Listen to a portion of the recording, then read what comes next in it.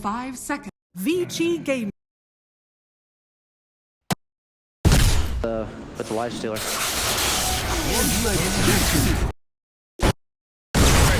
deep in, however, losing so much of his mana. Armel will BKB, X marks, it won't bring anybody back in.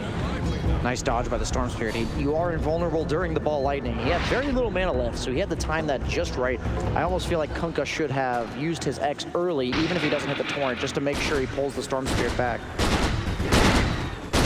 But that's exactly why Centaur is picked against Doombringer, right? You doom up the Storm, and he's not supposed to be able to get away, but then you just Stampede. It does create the space for him to get away. And now that he is going to Diffusal on Lifestealer, you saw there he's chasing after the Storm, but to no avail, right? He just walks away. You get kited on the Lifestealer. The minute your rage comes off, you just die. Yeah. It just creates expensive losses for TNC. Well, I suppose it's just a support that had to buy back, so that's not as terrible. But they'll have to identify more and more of these weaknesses. Now they're looking for a secondary control. So yeah, BKB Shadowblade, Orchid build coming in for Armel, so they need to have another silence available from him. I would almost like to see a Yules from TNC, just to Yules up somebody who's running away with Stampede. Yeah, just for the Stampede. I think you need some low cooldown, reliable way other than X. I don't think X is going to be enough. It would force Ori into some kind of BKB style build as well, which he does not want to do. It also like is defensive too, so if you can buy it on the Wyvern or the Venno when you get Orchided up, at this point they just can't deal with it. And if the enemy team has a get out of jail free button on a relatively low cooldown, it just makes executing team fights and getting any kills at all very difficult. This is nice Obs Sentry planted down by TNC. They can see a lot on the hillside. Of course, VG Gaming just a little bit to the west had their own Obs Sentry down, so there's no chasing for TNC and VG Gaming. Their only problem is if they get caught out of position, and you see, like, March is hiding up inside the tree lines. If anyone wants to try and fight us near these observers and sentries, he'll be in the right position, so there's actually a follow-up and a save. Gives a little bit more security to Armel to continue his farm. Gabby went back for a Manta. He has the Yasha. He wants to get out of that Orchid, but I don't know if defense is the best offense in this game. I think like it's the opposite. And at this point, Stormspear, Regen Rune, Orchid, Kaya, he's just living a dream right now. This is the perfect type of Stormsphere game. No defensive items needed. Maybe he'll eventually buy a Linken's, at which point you don't even mind buying that. It's an item that gives you stats, it gives you mana regen. Going for the Bloodstone. The new Bloodstone, one of the reasons why we see a lot more Storm. With those Shrine nerfs, he kind of had to be picked later on in the draft because you can't afford for him to have a bad laning stage, but obviously in this game you saw off to a really good start. Look at how he's allowed to play. Ball lightning on top of the wave, force out the rage, and just get out of there. He used most of that regen rune just to farm for the jungle, and then, yeah. Just remind Gabby that this Storm Spirit can move everywhere on the map.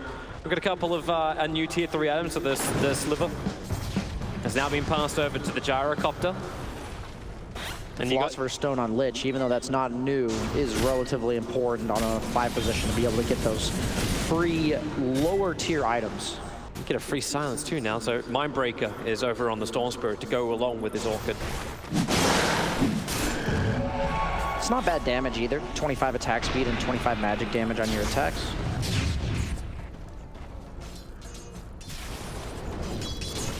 And Venomancer does have the 2,400 gold saved up, so definitely focusing on what item he's going to buy next. Kunkka going for an Orchid of his own. Okay, that might be a way that they can punish the Storm Spirit's greedy build. Has no way to dispel that just yet. And if he does go for the Linken's later, he can pop the Linken's with the X and then use the Orchid to lock down that Storm Spirit. Almost Manta on the Lifestealer, then he's going for the Basher. I don't know, TNC seems content, right? They don't look like they want to do anything. Maybe they are accepting that this is not their window. They are not strong enough, so then just invest in the late game, get a bit of defensive items up, and then maybe go for the aggression later. March just amassing the stats, recognizing that there's no amount of positioning that can save him from Centaur Storm Spirit. Dire's bottom tower has fallen. Seems like the next attention point is going to be around Roshan. Oh, jump in, swing, buff stomp. There is some extra safe for KP. He's got his own 4-stamp too. He's holding it for the moment. And now, Storm Spirit, long jump forward, looking for the kill over on March. March already popping up the one charges, but the hold up and the doom is over on the Storm Spirit. Exactly what they want. Storm is down, and the curve over on the side, controlling Eurus as the boat's flying forward. There was a decent amount of damage, especially when KP gets that level 2 Nova off. So VG Gaming, they can still stand their ground and fight thanks to Eurus triggering that BKB. The blackout damage spilling out for Centaur. Now they can do some work with Lifestealer. Throwing forward, 2 down, the TP out. Will it be successful? No, it will not. 3 heroes down for VG, and Tiny will join him. 4 staffing down, 3 seconds till Blink is back off cooldown. Need to hold him there. X-Mux Pop holds him in, but the Blink away, dodging the torrent. But around and around the mango tree they go. Lifestealer closing the distance, open wounds it up with a rage, dodging the avalanche. Gets the kill and claims the Gem of True Sight for VG Gaming. And this is why TNC are content, right? You wait for the big fight, and then all of a sudden, you recover. You're against Venomancer Kunkka. You're going to lose long fights. That's just how it is. There is no counter to Venomancer. A pipe is not enough. The damage stacks up way too high. He poisoned Nova on top of the Gyro's BKB, but it's the Doom on the Storm. Maybe he needs to start saving buyback. Maybe that's the way that, like, once you get doomed up, you just buy back and clean up the fight. He invested in that Bloodstone, lost the charges, but most importantly, the Tiny tried to save his Centaur and instead tossed the Lifestealer on top of the Gyro, who was running away, got him killed. You might be able to see that at the end of this fight here. Yeah. Not the ideal way to end the fight for them. Most notably, Storm Spirit dying to the Doom at the start of the fight. That's the 3rd time in this game where you're just able to get that Doom off. And Ari controlled it. You can see he was trying to ball lightning away, but Tim's, it was meant to be difficult for him to blink in and get the hoof stomp, but he blinked in, attacked once, and then got the hoof stomp off. Yeah, he made that a little bit too easy, I think, on Ori. This is just not the kind of you're going to see the toss here. Performance you expect from Ori. So yeah, toss the Lifestealer forward. Oops. Not what you were exactly looking for. I think Eurus would have been fine. X was on cooldown. He almost made it out without the toss, with the toss, putting the Lifestealer on top of him. Oh, we'll come back live with the Blink Avalanche forward. A quick 4 stomp away, but another Blink hoof stomp to return from Tim's. If this man is stunned, and he'll get your team an opening. Tani protected by the Lotus Orb. Your Admiral is on board. It is a very good Lotus Orb game. If they can manage to reflect the Doom or the Winter's Curse, that could be a potential tide turner in fights. This feels a lot nicer now from VG. Like, send Ori towards the top lane, let him farm up his Lincoln Sphere, turn this game into a split push, and stop it from being these long, drawn-out fights and turn it into what maybe a one-off pickoff. Tim's almost has a BKB. Yeah. On support Doom. For a guy who's got 0 kills, 3 deaths, now Blink. Here we go again! Oh, boy, X, get back over here. Centaur wants to help out with a hoof stomp. They can force off him down a little bit more, but the Doom is ticking him out atop over towards Roshan, but you're just sending his body back over to the Lich King. He does have buyback this time. He can buy back, but Winter's Curse is also still available. If you want to try and take this fight, they still have to remove March, and that's what Eurus is focusing on. With the Rocket Mirage, now March, he does let it go, living on 200 HP. Gets his distance between him as well as the Gyrocopter. It's a big no, but once again, these dot effects just making it difficult for VG Games to support through the fight. Gabby, him through the rear. BKB from Eurus will help protect him. Gabby looking for a bigger target, and that's a big one. That's 3,000 HP off the Centaur. They don't want it anymore. They get the buyback from the Storm Spirit. Ball lighting himself forward. You've still got Lifestealer. Ready to pop out. A Blink. A hoof up. Not again. Not again. Blink twice. That's just a weird move. Wait. With the ball lightning. 2 heroes. KP as well as Gabby standing their ground in the middle of this team fight. Gabby goes the one who can't keep standing. You've already lost KP, but Centaur doesn't have the life left. But Ari, he's got the damage. Looking to mop up the rest of the field. But can he do enough of it? Kunkka still standing his ground. Pulls him back into the boat ship. Every bit of damage they've got. PYW, oh man, what a 4-star into TP. The torrent, a fraction of a second too late. VG Gaming can bail out of this, but man, this fight felt rough. You had to buy back on Storm, and the fight was about even in terms of how many casualties both teams had. I mean, this Doom didn't even have a BKB yet. He's working on a Shivas now. I'm only talking about this because they're going to have 4 cores as this game goes on the side of TNC. And this Storm Spirit, now that he has no buyback, they know they can all-out commit to him at the start of the next fight. And he's gone this greedy build, is going for the Lincolns next, but is it too little too late? Has he fed too many times? 5 deaths against no stuns with a good start. Get to watch it again. So this is after the Storm that's already been initiated on to begin with. And Gabby was really forcing the issue, but Storm buys back. It's a straight turnaround.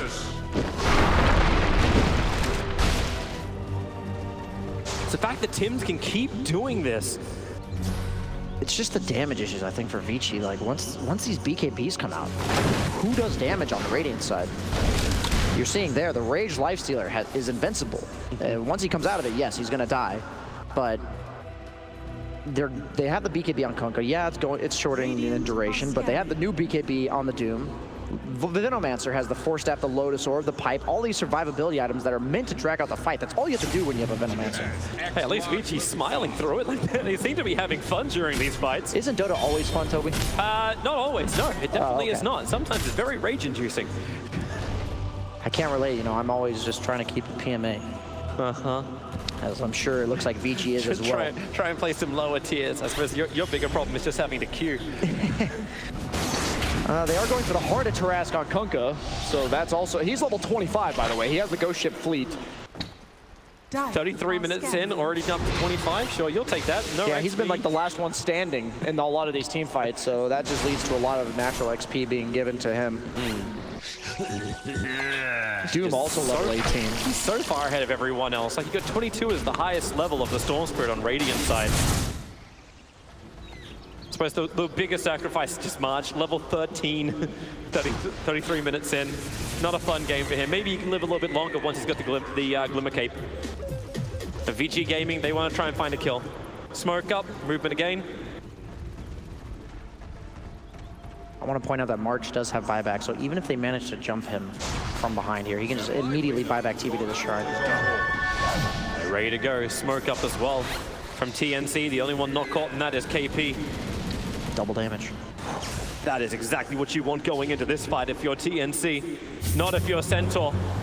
X-Mark, Torrent, look at him just run in there. Lotus Orb is adding the extra protection for the moment. A quick bash, Tims, unable to get that perfect hook stomp, and with the Stampede, Yang wants to re-engage, but Tims, he's ready to go. Triggers his own BKB, a quick little toss away. It's a short-range toss. They look for a bigger target, call down, another disengagement, another ship continues to come in, and Gyrocopter, the BKB is being wasted by the curse, while this ship, the fleet, continues to roll forward.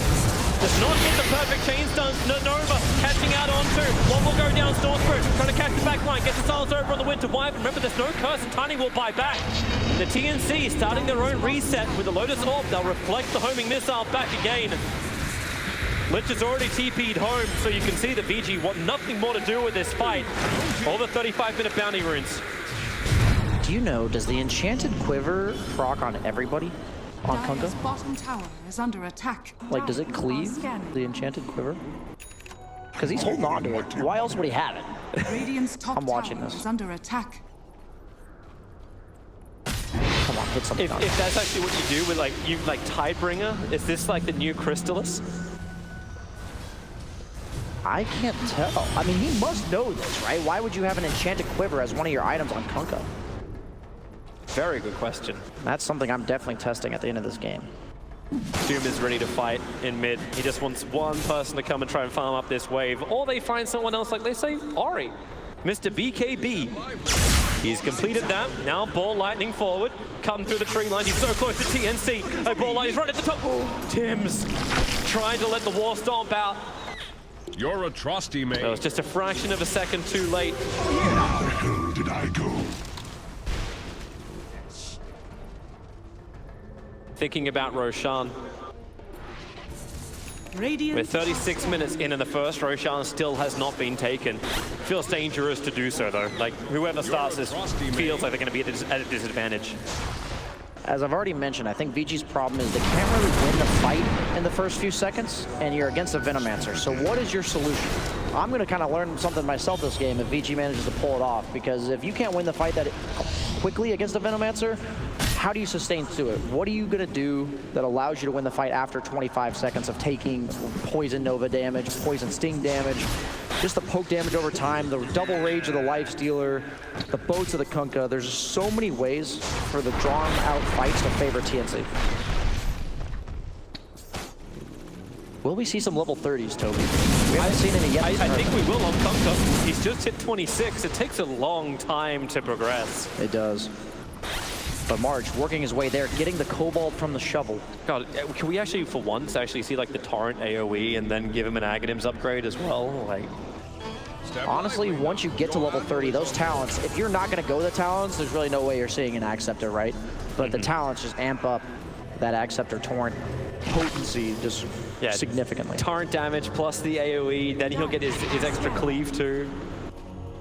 Like this Kunkka will be brutal, and maybe he can then drop the Enchanter Quiver. Dire's bottom tower. Because it's definitely is not under going to be a attack. third Roshan that gets him there. Doom is scouting out, looking for a potential kill with this infested Lifestealer, but to no avail this time. Nobody on the side of VICI is there. But once he gets the Shivas, I think it's going to be quite easy for him to find whatever target he wants to. Vision's really been the only reason stopping him from dooming Storm the last couple fights. He'll get Shivas by killing off this Ancient stack now if he wants to. March is so tanky. He has the Shovel Health, he has the Pupil's Gift, he has a Bracer, Glimmer Cape, the Health Talent. That's a 2300 HP Wyvern. Almost impossible for Stormspear to do enough damage to kill him himself. And he's got the cast range from the Telescope. Attack range not even that bad on Wyvern either. It just feels like there's so many problems that VG Gaming have to answer. You doubted yourself at the beginning. I just thought their fights were easier to take as the game went on, but then the lanes went so poorly, I thought they were just going to get ran over. But I will say, even though TNC has not had the most success this tournament, they are one of the few teams that I look at their games and I go, how the hell do they win this game after they're in a certain spot 20 minutes in, and then they just win fights, and I'm like, oh. Yep. But you may still see a lot of bite coming in from VG Gaming. I want to keep my eye on Eurus. I want to keep my eye on this Gyrocopter. You go later into the game, he's completed up the Satanic. There's a lot of sustain inside this Gyrocopter. Yeah, Gyrocopter against Lifestealer, it used to be a really good late game matchup against the Lifestealer, but I'm honestly not sure now. They just changed so much about the Lifestealer. I have no idea how this pans out, especially with the Abyssal Blade being able to close the gap now. TNC's coming for the tier 1 tower. They smoke up within a range of Observer Sentry. DY came underneath TNC's vision, however, and here we go. The fleet has been sent, but DY walked on some. Tim's standing in the front lines. Ori jumping in, doesn't burn the BKB, just will start the fight. The MP backline is already down. He'll buy back into this fight. The call down on Eurus. There's that Black Cannon spilling out the damage. Looking for the Winter Wyvern. They can Orchid and silence him up. There's buyback coming in from Winter Wyvern, however. He's got it available. And Tim's looks like he still wants to get into this fight. They got another X mark to spot. And once again, it's over on the list. Wyvern does fight back. One force up, gets him further away. Gabby gets the bash up, holding him in position. There's a dive back in from the list. But Ori, backlines. They need to be able to get some kind of kill. They were hoping for the one on the Venomancer. But just won't work. The BKBs have been burned. Yang digging for a wall stop, but no one's in.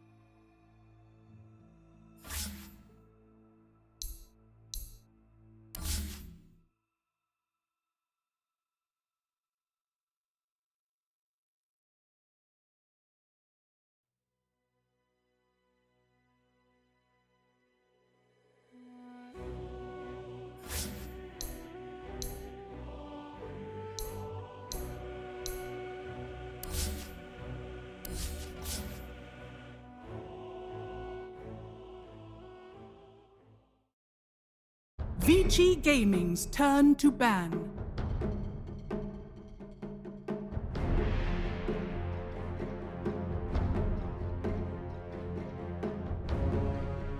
Alliance's turn to ban.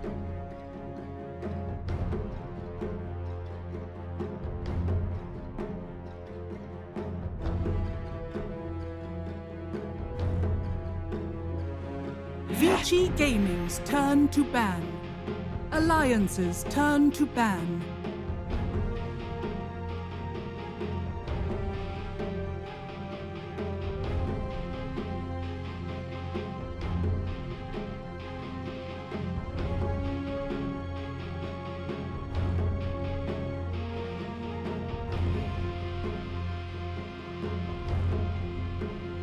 Ten seconds remaining. 5 seconds remaining.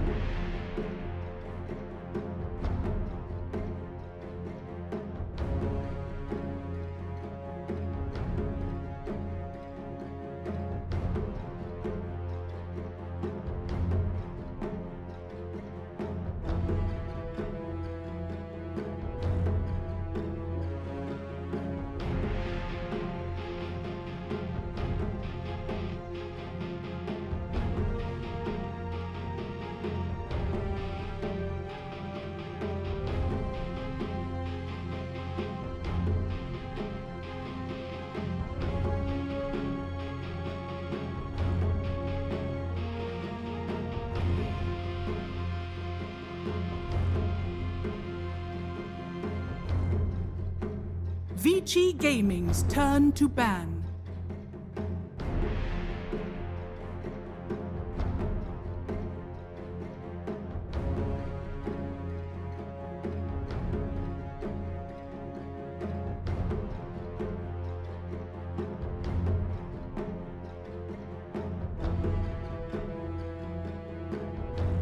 Ten seconds remaining.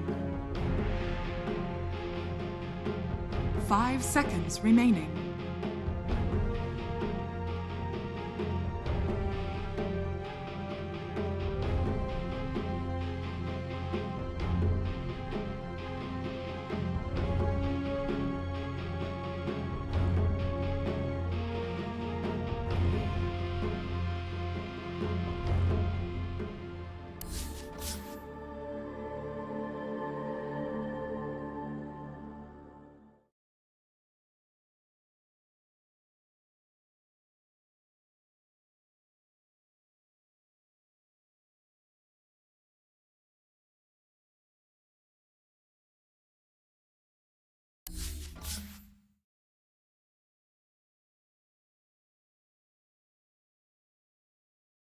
Alliance's turn to ban.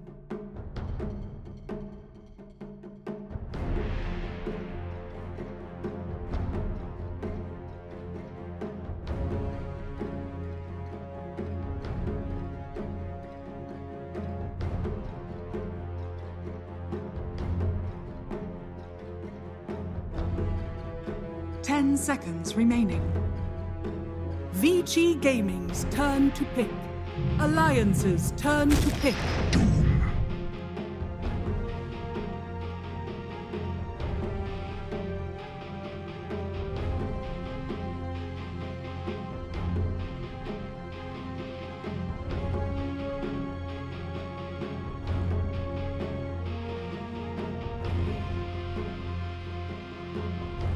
Ten seconds remaining.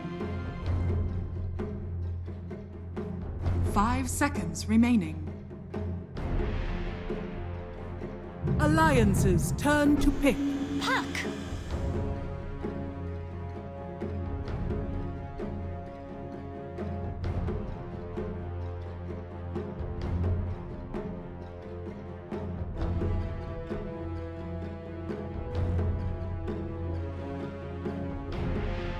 VICI Gaming's turn to pick.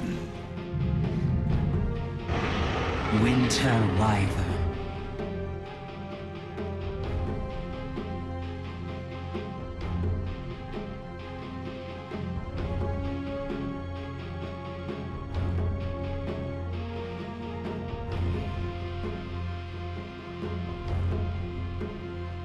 10 seconds remaining. 5 seconds remaining.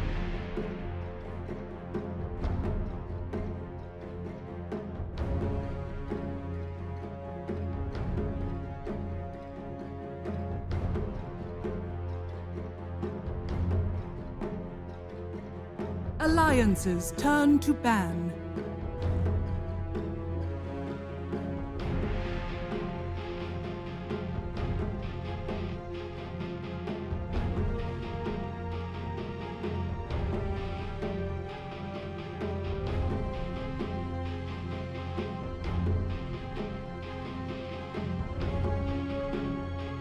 Seconds remaining.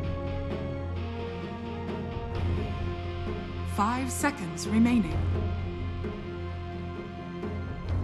VICI Gaming's turn to ban.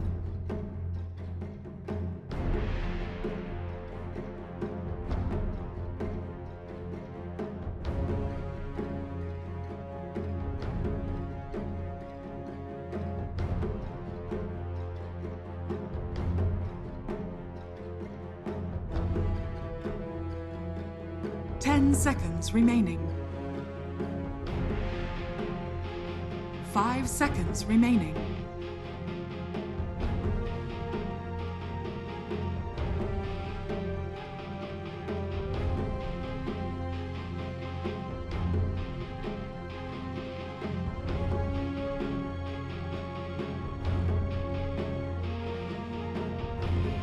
Alliances turn to ban.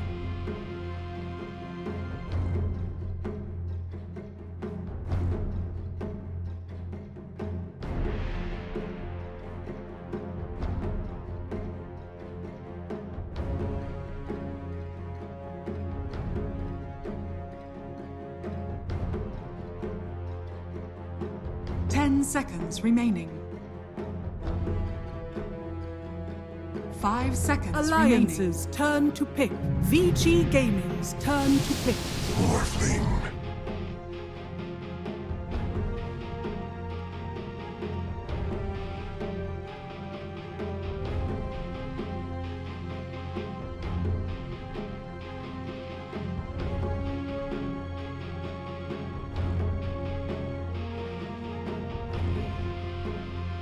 Seconds remaining. 5 seconds remaining.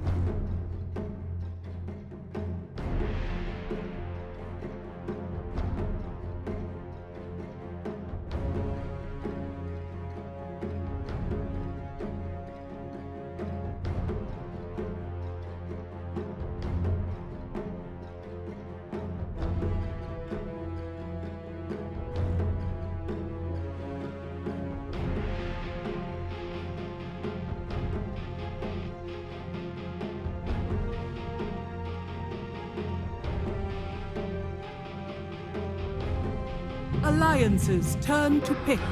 Rook.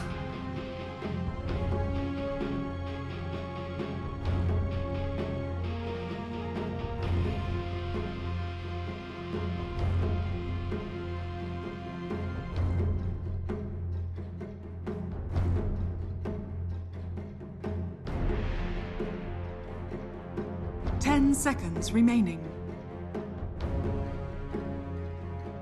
5 seconds remaining. VICI Gaming's turn to pick. Crystal Maiden.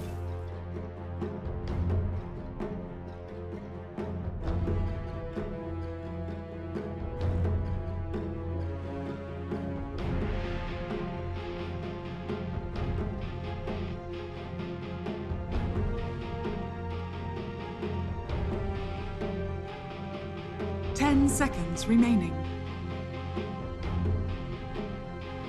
5 seconds remaining.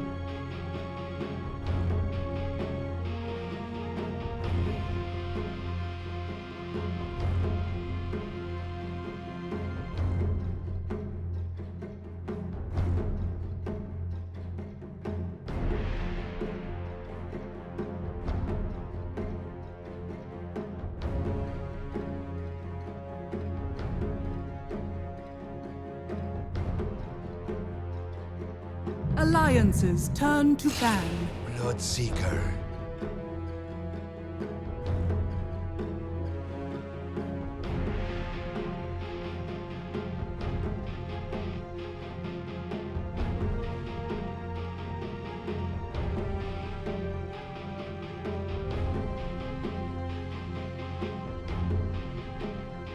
Seconds remaining. 5 seconds remaining.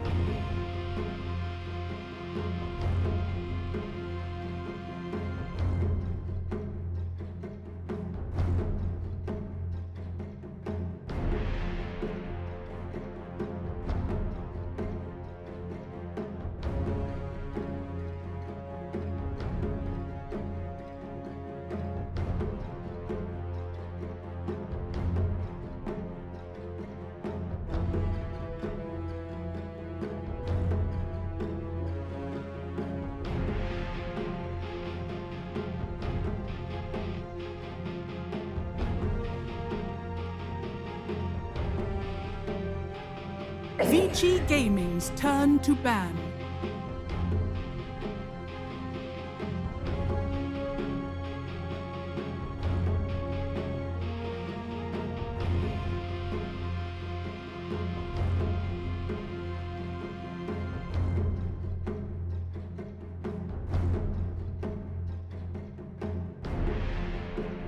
Seconds remaining. 5 seconds remaining.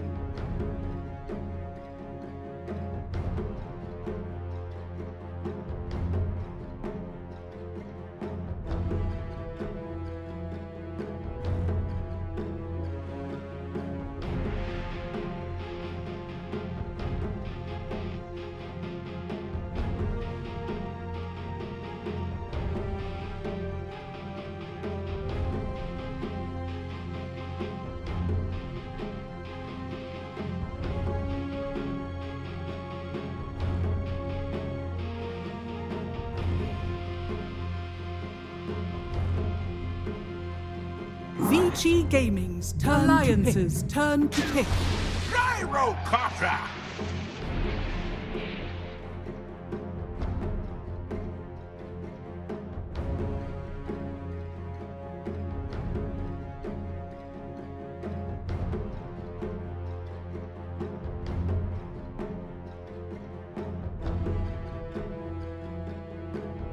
Seconds remaining. 5 seconds remaining.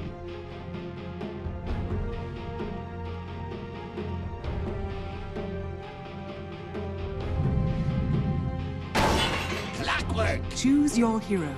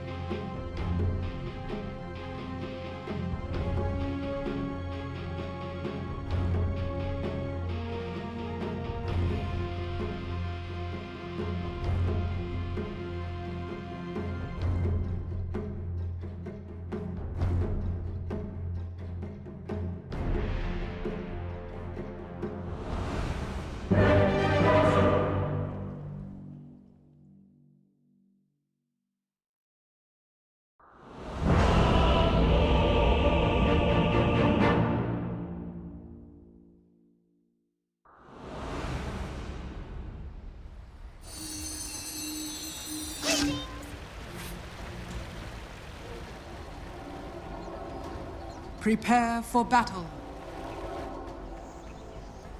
Hello, ladies and gentlemen, and welcome to the final series of the day here in Singapore. It's going to be Alliance up against VICI Gaming. I'm ODPixel here with Fog.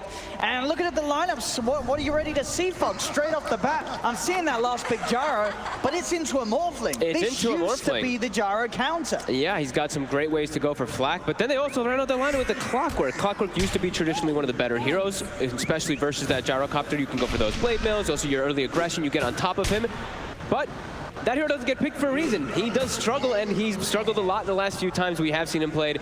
However, if anybody can make it work, maybe it could be 33, as he kind of does make some non-traditional heroes come back into his role. And if we are going to start sort of seeing Clock being played, do you feel it does still fit better into the core role rather than the support Clock that we used to see at the past? I guess. I'm just not too sure about this hero. I don't really like the hero overall. I think he just falls off completely because you're all about like this early game timing causing chaos, but you're completely countered by BKB. Sure, your hook shot goes through it, but then nothing else does. And you also actually give Gyrocopter targets to flak off of inside of fights when you drop your cogs. He actually just flaks off of them, and sometimes it's more beneficial to him than the opposing side. So it looks like right away, VICI, they're positioning themselves for 3 bounty runes. And it is going to be that, of course, that Bloodseeker mid versus the Puck. We'll see how Ori is going to do in that matchup, as he could eat a lot of harassment from a Puck. Yeah, that's true. It's got to be careful. But we have seen Ori play some very nice performances in the mid lane, and obviously with the Blood Right, should have the chance to create that threatening area to secure the all-important range CS each wave. VICI's drafted themselves a lot of combo heroes, like the panel was mentioning. I feel like this is always what I want to see when you do pick Wyvern. Whenever I see a Wyvern pick and it doesn't have some type of follow-up something, it feels really weak, like some type of disable or some type of silence. In this game, they not only have call down, they probably gonna have a Centaur stun from Doom, they have Gyro, they have Rubik, they have a ton of follow-up for that curse when it does come out eventually in a lot of situations. And silence, it looks really strong this game. That Blood Right, definitely very powerful versus both this Puck and Morphling. Yeah, they've got to be very careful how they step foot in the team fights once they do kick off. So, as you said, with the lanes as they are, with that aggressive tri-lane for now, down bottom for VICI Gaming, leaving that 1v1 top. We don't see a lot of Clock. Seeing it in this Clock versus Gyro heads up, is Eurus going to be pressured too much here, or should we see Eurus have a pretty nice time getting some solo XP and solo farm out of the lane? Clockwork's actually, this is a good matchup for Clockwork. He's going to be able to get a decent amount up here, as he's going to be able to bring a ton of regen. He's always going to be able to try to push the Clockwork away. If he actually catches him to the contour, he could go for a kill. Oof, very close. You have very, like, explosive timing. As soon as you're level 3, that Gyrocopter can just die. This is something we used to see teams do ages ago, like 4 or 5 years ago, let's say, when Clockwork was more popular. So I don't mind that matchup at all for 33. So far in the mid lane, you see Ori and Limp playing the edge here. Limp, oh, he got greedy there. He tried to stick around for the courier. And bottom. But he ends up feeding first blood. Back down bottom, VICI Gaming also keeping the pressure up on this lane. As PYW did try and get in, does have to retreat. He got tossed under tower. Now they're actually having to try to retreat. Hanskin does have another toss in a second. If he can look for a good hero to go for on it, he's not able to actually get on top of anybody. But that mid lane play there from Limp was, I mean, that was all him. Just getting aggressive, getting greedy. He saw the courier, took a couple of hits, couldn't even get the second hit off, costing him his life. Yeah, and he was doing actually pretty damn well in that matchup until that point. He was actually leading pretty hard in the harassment as well as the last hits. And now Ori, he's actually instantly queued up. He's actually got a bracer at base, and he's queued up a Wraith Band. So he's going to make himself a little bit tankier so he can't actually die to the threshold of Puck's damage burst in those early few levels. Pretty strong as we see PYW. He's going to get some freebie here. Here's an easy courier. He wants another one. He actually saw the secondary one. He's going to be able to get that one too. He's trying. I mean, with the movement speed, he should. Yeah, he's going to be able to get it, I think. He's going to get a second courier for sure. Oh my God. That is pretty devastating. Your tri-lane just lost 2 of your couriers. Very nice for PYW. Not only getting those couriers, but of course earlier avoiding feeding his life away.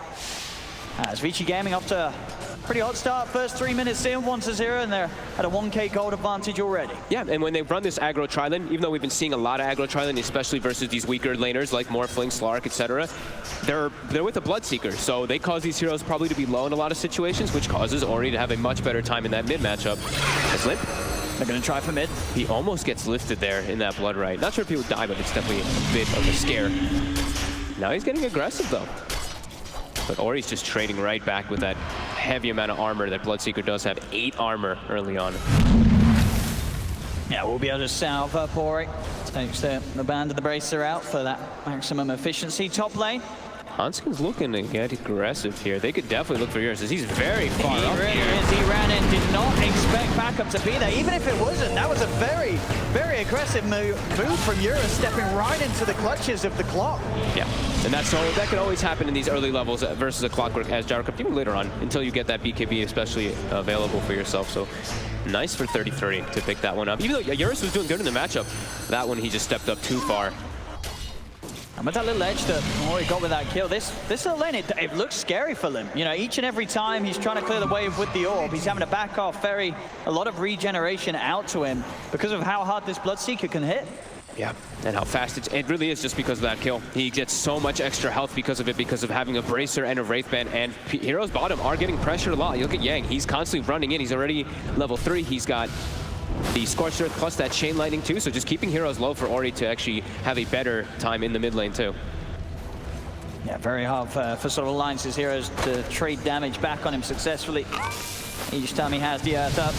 And I'm going to try and go for the kill, at least pressure him whilst the Scorched Earth does end, but still not enough damage. Up top, he's in trouble.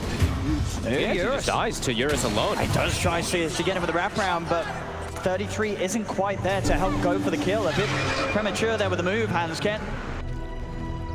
But now 33, he's trying to turn for it here. There's a Rubik for backup. Is he going to be able to help in time? He should be able to just throw him out of the cogs.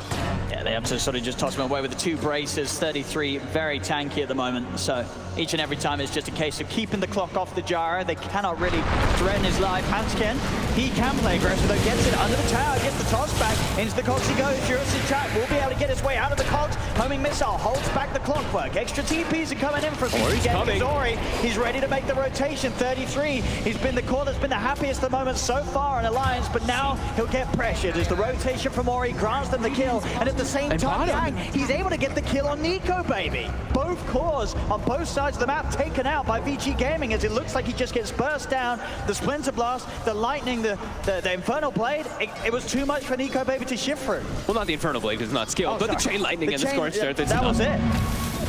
Yeah, the Chain Lightning sometimes does get you off guard. Yeah. Quite a lot of damage that can come out. And back top, the carnage hasn't ended, as we'll see them trade back a kill. Hanskin is going to fall for this, though. 1 for 1. Ori going to see if he can try and chase down a little bit more, but with the haste rune, Limp is fine. I really like the early games that early game items that Ori went for. Just that Bracer, that Wraithband, just a little tankier, and allows him to actually get more active, going top, getting himself 2 kills early on, helping out Eurus to have a better start, because he did get pressured a bit on that Gyrocopter here. But now level 6, and they're still looking great. 2K advantage, and they're really putting the pressure onto Nico, baby. See, Alliance though, they're still there by Nico Baby's side, trying to set something up for him, but Yang's just too tanky to go on each time. Able to walk away from them. Limp's going to come up with the rotation. Dream Card down onto the one of them.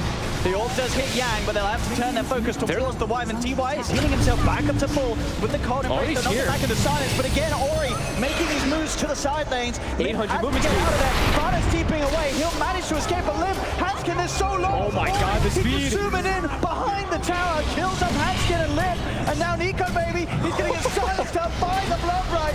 Ori's not done yet. Yang will finally fall, but Ori just cleans up with the rotation. Once again, this Bloodseeker, Ori from that first kill he got into the mid lane, he is using his power to perfection. Look at the top lane to the bottom lane, he's making so much work. Look how many Chain Lightnings. With the Scorched Earth, when the Chain Lightnings, they got so low. I was actually looking, I'm like, they're dropping below 40%. I wouldn't be surprised if Ori just zooms down here. And he did 800 movement speed, easily able to clean up some kills here. 4, 0, and 1. Great start for the Bloodseeker. Great start for VICI, as I don't believe this is where Alliance wants to be with this Clockwork draft. You want to be able to make aggressive moves. You want to be ahead. And your Morphling is getting very pressured in the game, as he's the lowest of all the cores. He's got the level 6 now, 33's. Got to get something done with his hook shot. See what sort of moves he can make. He's starting to head over towards the mid lane. Bottom lane, Hanskin is having to leave the area. They won't quite find him in time. Now Yang does have that point in the blade, so would have the catch. Hanskin's out of that. Taking this tower is very dangerous. They have a Morphling on their team who's losing his safe lane tower. He's going to have a tough place to actually recover. He's going to have to just pretty much go to the jungle very early on, and it's going to be threatened because he is losing such an early tower. They're bringing emphasis, though. They're rotating 3 heroes down with that Clockwork, as you mentioned, level 6. just trying to stall them off of this one as long as possible. I mean, even if they get a hook shot in, it's hard for them to do the damage at the moment, Alliance. You look at this Doom, who's incredibly tanky. Each and every time, Cold Embrace will be there to offer some heals as well from DY. And each time they try to make aggressive play, you know that Ori's going to be ready with a TP to come in, lay down a Blood Bright, and turn the fight around. Yeah, and even like other situations, if you hook Ori, I feel like in some of these times he can just turn and kill the Cog and just run away. He's a Bloodseeker. He hits very fast, and he's going to have that high mobility that comes out soon. I want to see what 33 is able to do with these next few moves. He's still just sitting down bottom. He's kind of jungling on the side, waiting for an opportunity to arise. But like you said, yeah, Yang is a 1300 HP Doom. He's just actually charging in. He's just going to walk over and start going aggressive onto 33. He's not scared of anything, this Doom. Oh, and look at that. He gets a shovel. Will be a Kobold. Unfortunate. But that could have been 33's shovel. And now it's an even tankier, well, I was going to say the Doom, but he actually passes over immediately to to DY, one of the supports. Have to be feeling pretty good right now if you're VICI. Got away with your lanes, your aggro tri-lane worked. Paparazzi did not actually die much top versus that Clockwork, which I think Alliance wanted to be able to set up a lot more kills up there onto the Gyrocopter with that aggressive Clockwork positioning. And there's, Dire's middle tower. you know, there's a lot of little things in Dota 2 that have that sort of knock-on effect, but it really, she's kind of look back to that mid-play where Limp gives up that kill, and suddenly Ori has that edge to have the good lane, and then, you know, you give Ori that sort of advantage. He is the sort of player that will know exactly how to utilize it elsewhere to secure all 3 lanes for his team. And he knows he can act as that ganker because they have a Doom, they have a Gyrocopter, they have great ways to scale. He can actually move around as much as he wants. He also finds a very good item for Bloodseeker. I think this is just a very good item, period, but that Faded Brooch is super nice. The extra movement speed, always going to be nice. Extra mana pool, pretty much on any hero, as far as I've seen it, works out very nicely. And they're just keeping the aggression here. An immediate Doom. Yeah, he just drops it down straight away on a Hatsuki, and they're ready to dive in. TPs will come through. 33 wants to try and help out the team, but on the backline, Zori, he's in with the Blood Bright, clips on a Fodder, hook shot attempted by 33. They do trap Ori. He's going to be able to get the kill. The save there for DY with the Cold Embrace. It's healing Ori up, but is it enough? Alliance, they're trying to finish off the Bloodseeker. They get it. They'll take down Ori, but 33, he's falling low. Yang diving in. The Winter's Curse holds back Lim, but 33, he can still get away. They're not going to lose the clock for now. Alliance, can they find more out of this trade? They're bringing down PYW, but the Dukes are there. They'll turn to silence the Firebolt. Lim's going to get himself hidden. Oh my God, PYW? He's charging in with a score itself. Lim's got another op to jump away. DY will pick up Fodder on the backline. They'll lose PYW as 33 and Lim both incredibly low on the escape. They are going to Bloodseeker back in the game in 5 seconds. So Limp and 33, they've got to somehow get away from this advance from VICI Gaming. Ori's coming. Aren't done yet with the team fight. Hanskin is around. Ori's coming. But he cannot help out 33. It doesn't look like as he slowly burns to the icy fire of DY and Yang. Lim trying to suicide to neutrals. It's gonna... He can't. They actually aren't getting him. They switch to Ori. And now Hanskin as well. Looks like he's gonna get chased out here for a moment. They'll get the toss back, and that will keep him safe. But still, Alliance, as try as they might, they do manage to get some action going their way, but still overall, it's a win for VICI Gaming. Ori respawned and had 930 movement speed, just chasing Limp immediately after TPing mid, catches up to him very fast. Nico Baby gets some space to recover in that top lane, which is decent for Alliance, but at the same time too, Eurus was doing exactly the same, and Eurus actually had jungle stacks, so he was getting a lot more out of the map there. So VICI with some very big moves, accruing a 7K gold lead already. Regeneration! Yeah, it just continues to grow and grow here. And the Clockwork, they wanted him to be able to make tons of moves on 33, but he's 1-2-1 in this game. He's not able to find it what he's exactly wanted. So we see poor Limp go down there. Yeah, Hanskin trying his best. Smiles there, of course. Back in on the action. Bottom lane, Fodder trying to soak up what he can.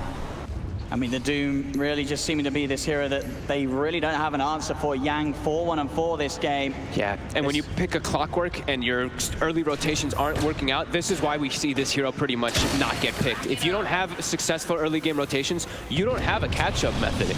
You are all about just being off the map looking for plays. You're not a farmer, so you pretty much have to have these successful ganks or you are going to be very far behind, and we're already seeing that from 33.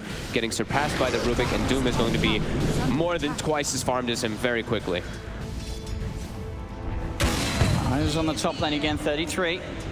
Trying to scout out any action behind the tower. DY will show. 33 has got a hook shot. It is a Wyvern though. He can just fly over.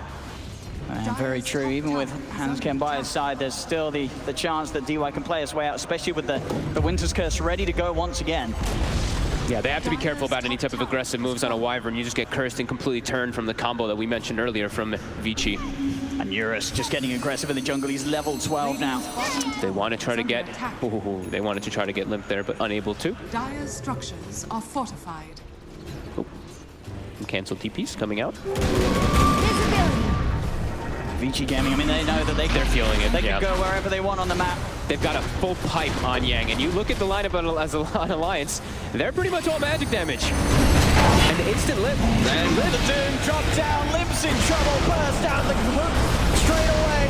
Cannot be there as 33 just falling low on the front lines. The homing missile bursting down, Ori's diving in, forcing Nico Baby to retreat.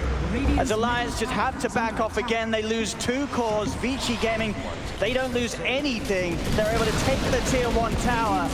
And it really does feel so far in this game that Alliance's lineup, it just feels helpless against the power that VICI Gaming's heroes can bring. Yeah, a couple mistakes in the laning phase by both Limp as well as 33's a Clockwork. He didn't find successful rotations, and now they're in just a super tough spot. Like we said, versus a pipe on Yang, and they're all magic damage. That negated the entire fight there. Is now Hansken.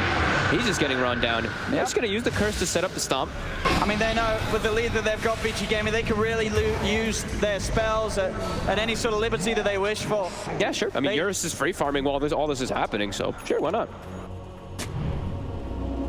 So head up, make sure that map control does indeed continue to be incredibly superior for themselves.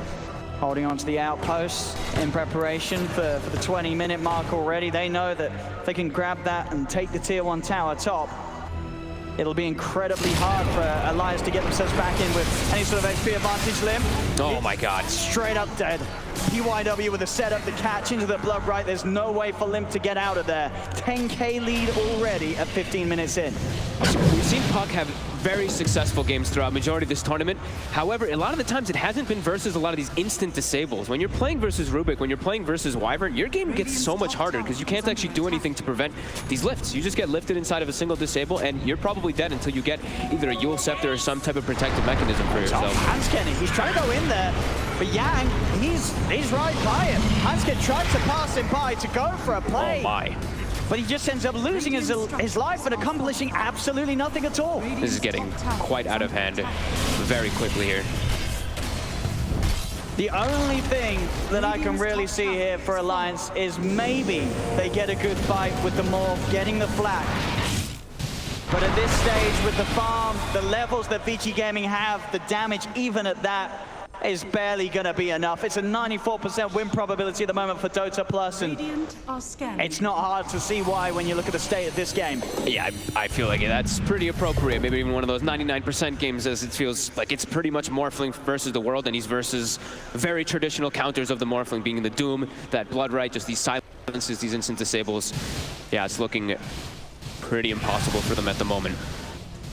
Just VICI running all over the place, and they have tanky heroes too, and they're building very quick aggression items. Eurus almost has the BKB finish too, and like we keep saying, it's all magic damage on Alliance until the way later stages where Morphling can. Another catch, Winter's Curse, they have the Doom available if Yang wants to commit. He won't though, there's Spider, and maybe a chance for a turnaround. They'll commit with the Dream Coil, popping the ult too, but he's so tanky, Yang. Can they actually kill him off? 33's trying to step in Alliance, they've got the full squad here together to try and find the kills. The Cogs will fuck up Yang, they do burst down DY gets the coin and breaks out in time on Yang, and now Yang, he's got his friends coming in to help. Oh god, Ori. Oh my god. Ori, he can, zipping around, Limp's Courier's dead, the Blink Dagger on the sidelines, they've lost 3 Alliance, and Ori's not done, he's continuing to chase for Limp. Limp trying his best to hide, to juke them out. They're on top of him with that vision. They see his every move. Another jump into the trees. Limp, he'll go for the TP. Can Yang find him? He doesn't even need to. The Scorched Earth burns him out. All 4 dying there on Alliance. This one is looking impossible, honestly. I do not see a way for the Morphling to be able to take it alone. He's alone, that's the problem. It's a Morphling and a 4 Protect 1 versus this lineup that has preventative measures when it is just a single core hero like that. The Puck has been shut down so much in this game, and he's gonna have to be worrying about a Doom if he is that Morphling in later stages. He's queued up that Linken's, but he's gonna have it soon, but still the way that they're taking the fights, and I think the panel mentioned as well, there's so many Linken's breakers in this game. They've got Missile, all of Rubik's abilities, Bloodseeker, Wyvern, etc. They have so many different ways to break that Linken's if they do want to opt to look for a Doom positioning on him. Just, you know, Limp's inventory looks so poor at the moment. With that Blink Dagger being on the sidelines for a minute, losing the Courier, just walking around with treads and a couple of nulls at 19 minutes. Even when that blinks back out to him, it's going to be so hard for them to make any sort of play just because of how many items VICI Gaming's heroes are ahead in difference. You know, how do you kill any of these heroes? They're so tanky. Like even the Rubik, he got that attribute shift as we saw earlier. He has 2,000 HP. Everyone's sitting at pretty much 2,000 HP on their draft. Even the Wyvern is very tanky as he gets gone on. They find a support alone. This is sort of their best bet lines. They get the kill. And it's DY. This is, you know, these little sort of opportunities. They need a whole lot of them. But they do take advantage of DY being alone. He's back up pretty soon, and they will have that.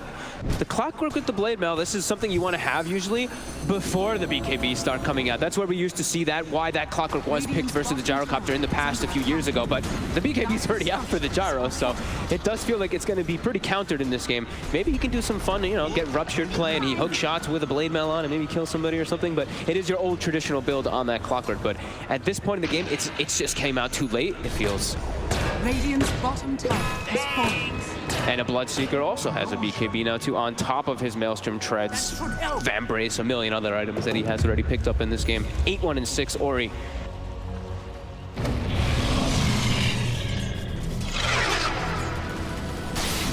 $16,000 gold lead, 15,000 experience lead. Whew.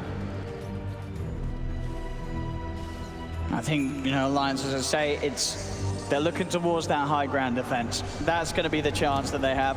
Yeah. If they get an item or two extra on Nico, baby, he's able to take control of the flak, start to kick some damage out in the midst of the fights. Maybe they have a chance if VICI Gaming do make mistakes on the attempt to push high ground. But with the lead that VICI Gaming have, they're going to have to make a lot of mistakes to really sort of hand a chance back over to Alliance this game. They're literally going to have the triple BKBs on their cores. Yang's about to have his finished as well. So none of these cores can actually die to what Alliance has right now unless they really overplay and like their BKB wears off. We see that Blade Mail is starting to come into play a little bit versus Ori, but he doesn't really care too much as 33 just dies immediately. Yeah, the best bet for Alliance is just to get everybody else out of there. As it has indeed been a rough showing here from the Clockwork. A bit of a new hero, something we don't get to see a lot. And 33, he's not really making a great case for the hero so far this game. Like we said, this is the problem with Clockwork. You don't get successful rotations and your game is pretty much just over. And it makes the hero look even worse when you don't get those successful rotations. BKBs are out now, so 3 BKBs for VICI on the cores, as we were saying, and they're gonna have an Aegis to boot.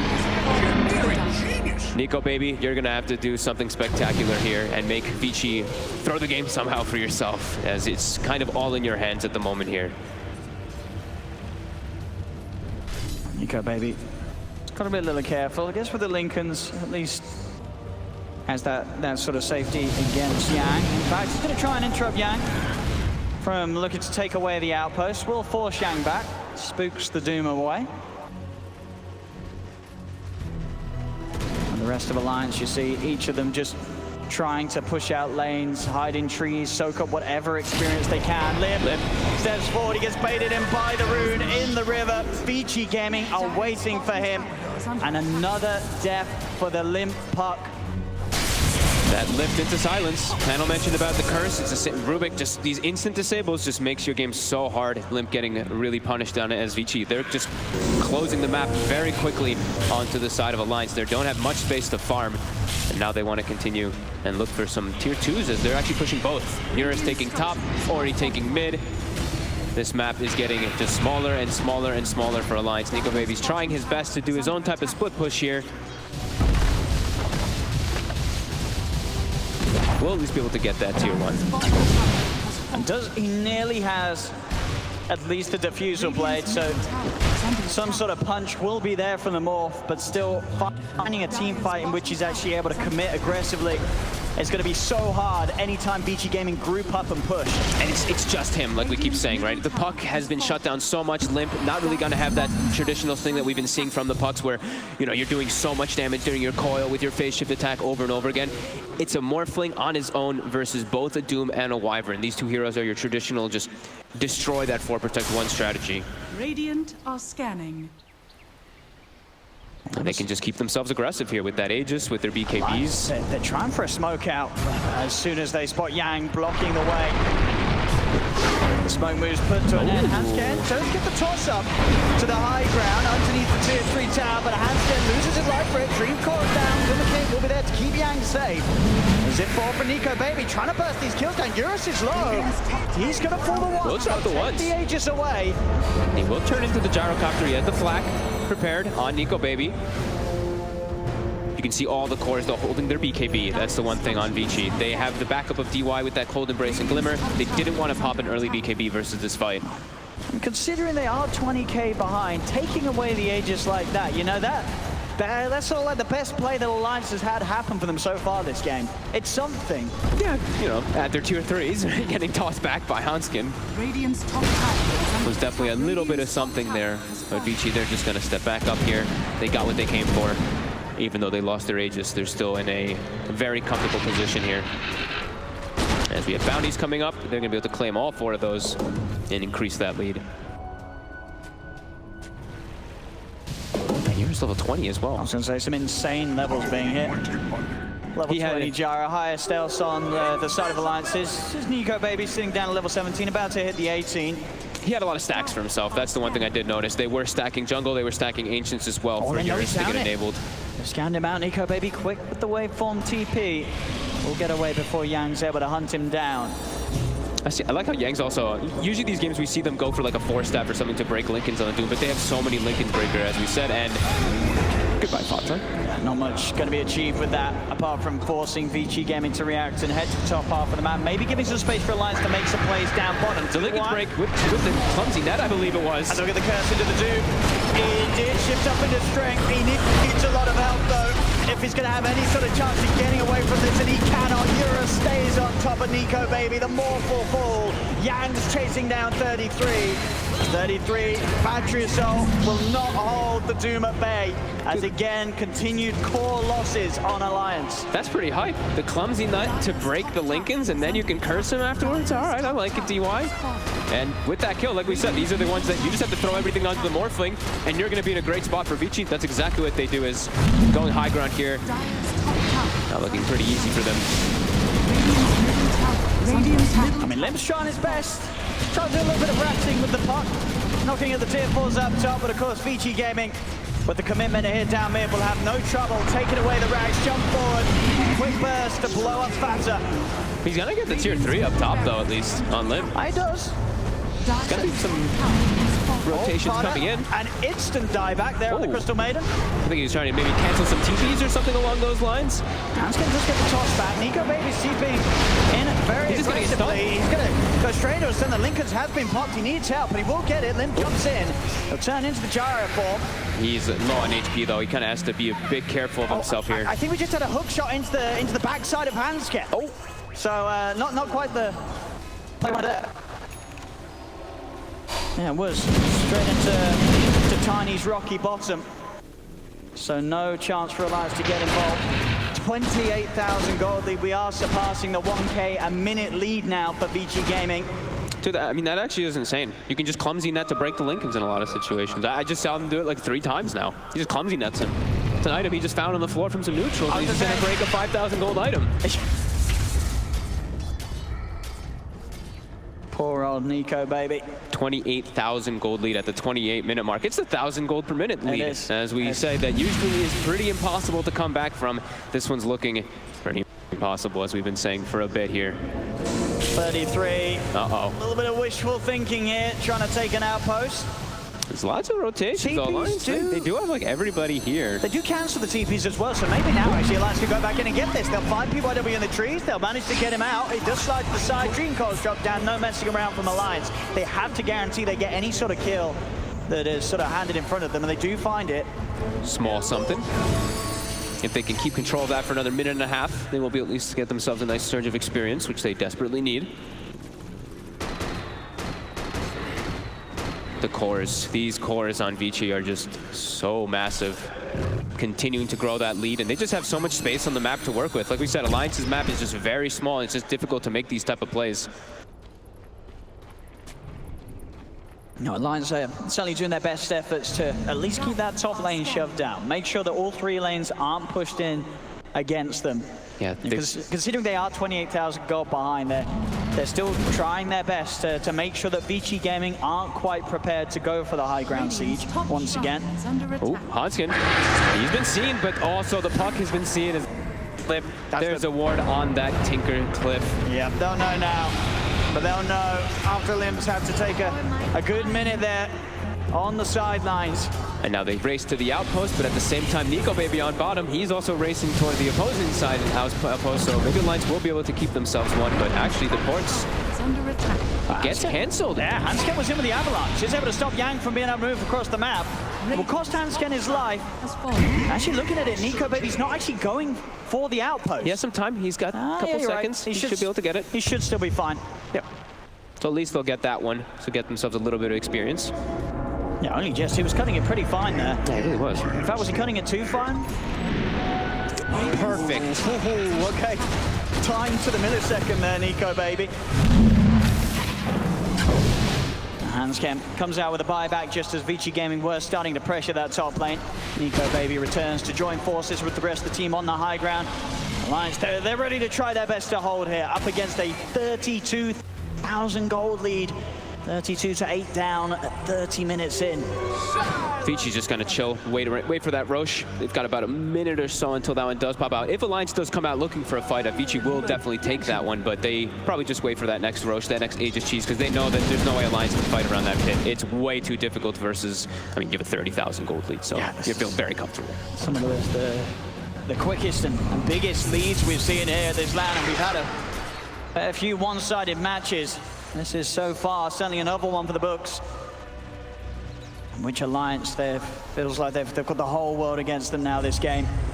What can they do to turn this one around? VICI Gaming, smoke up. They'll sweep down towards bottom. Alliance is just trapped in their base. I think they're expecting like Nico Baby or somebody to come bottom to start split pushing and pushing the wave in further, but it's actually nobody here.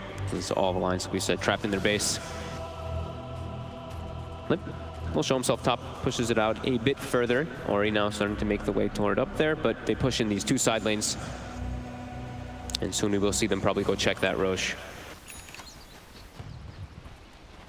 BKB though, okay. So now he's got that BKB, he's got the Lincolns, he has to go for the double ways to protect himself, but they still have methods to just pierce right through those. If he does just get that Lincolns broken, he can still just get doomed, and then your BKB is all for naught. As Roche is up, and VICI will get this one very easily. Over and take this. Scouted out by a Rocket player, but Alliance with no means of heading over and doing anything about this one. Aegis and Cheese. Aegis going the way of Eurus. Cheese into the pockets of Ori. 36,000 at 32. This is one of the biggest gold leads I've seen at a 32-minute mark, I gotta say. And they're just keeping Alliance in a position where they're just trapped. Nico Baby is getting out to try to get some farm, but he has to be careful of his positioning. There's no way to break the Lincolns, though, with just the Doom. He can just put some pressure onto him here until some rotation does come up to break it. He's just going to BKB and TP. He wants nothing to do with it. But, oh, that was close. PYW got in range to get the spell steal, but Yang unable to actually get the Doom.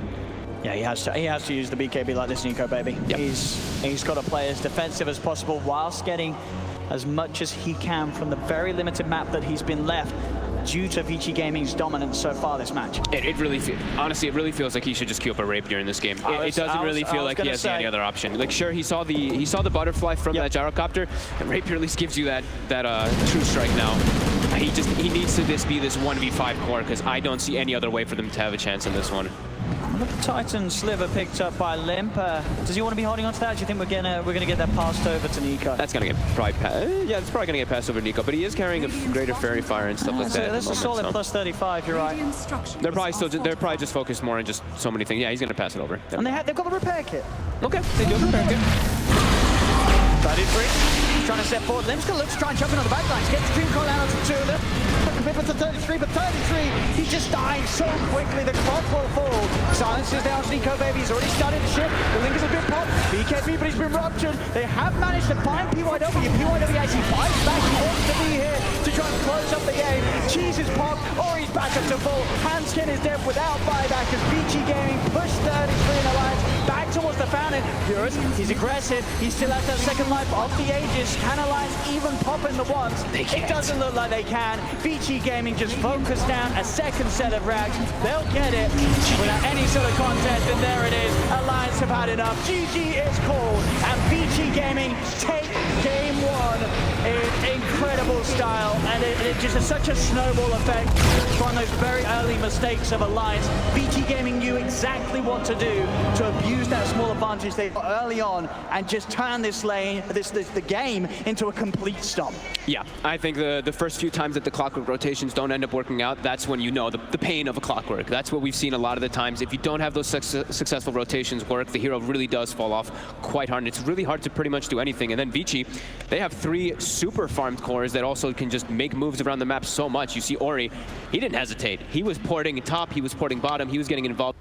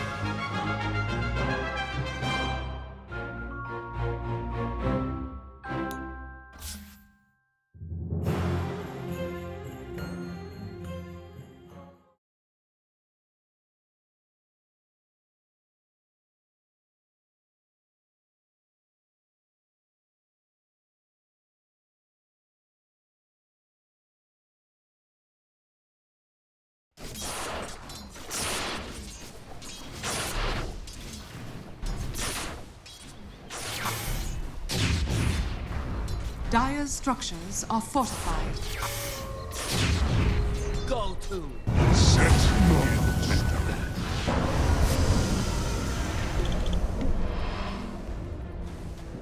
Huzzah! Go!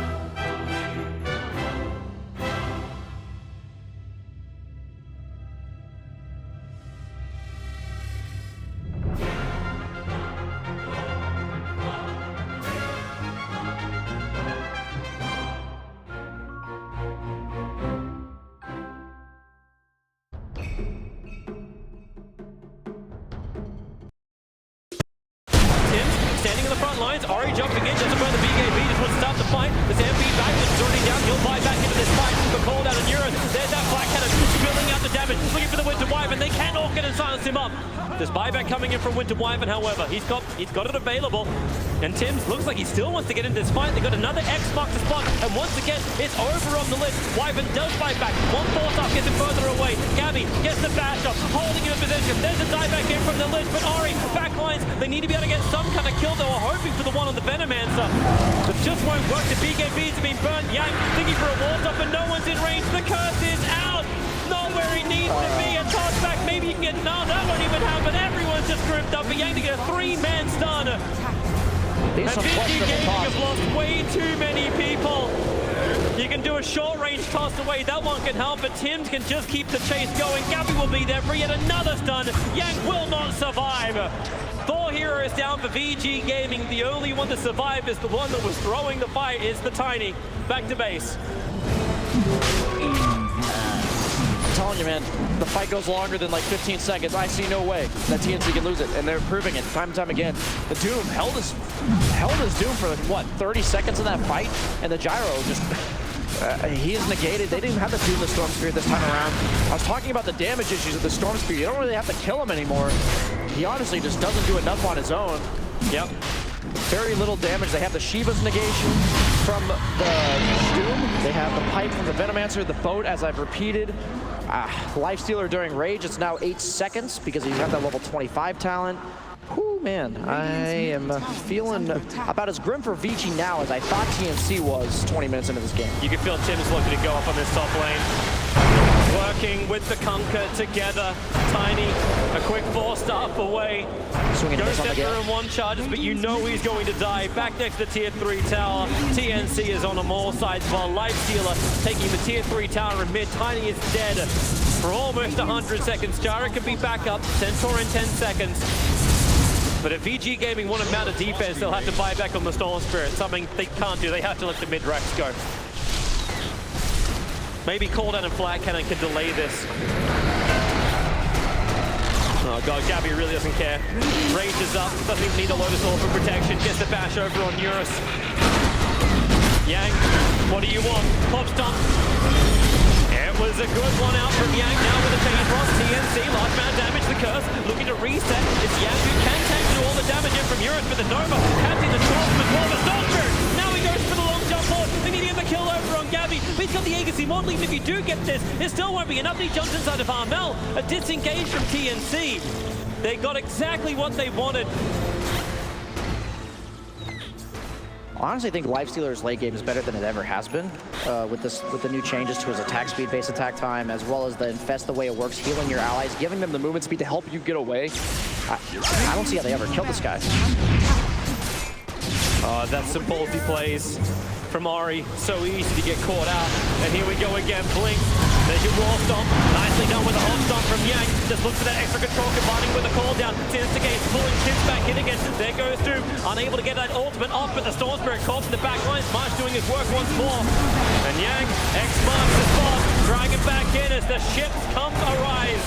Manta from dodged the rocket. And Gabby just going in deep over towards DY. He'll bring him down. Is there a toss back? Yes, back into the fountain. They keep DY alive. Gabby was in pretty deep, and now Storm Spirit wants to punish him while the Rage is down. But no, the cold embrace. They can just breach him. Tim does BT to the front line too, and they can get the Doom off. They can get the control. Storm Spirit needs to keep the jump back. He is able to do so.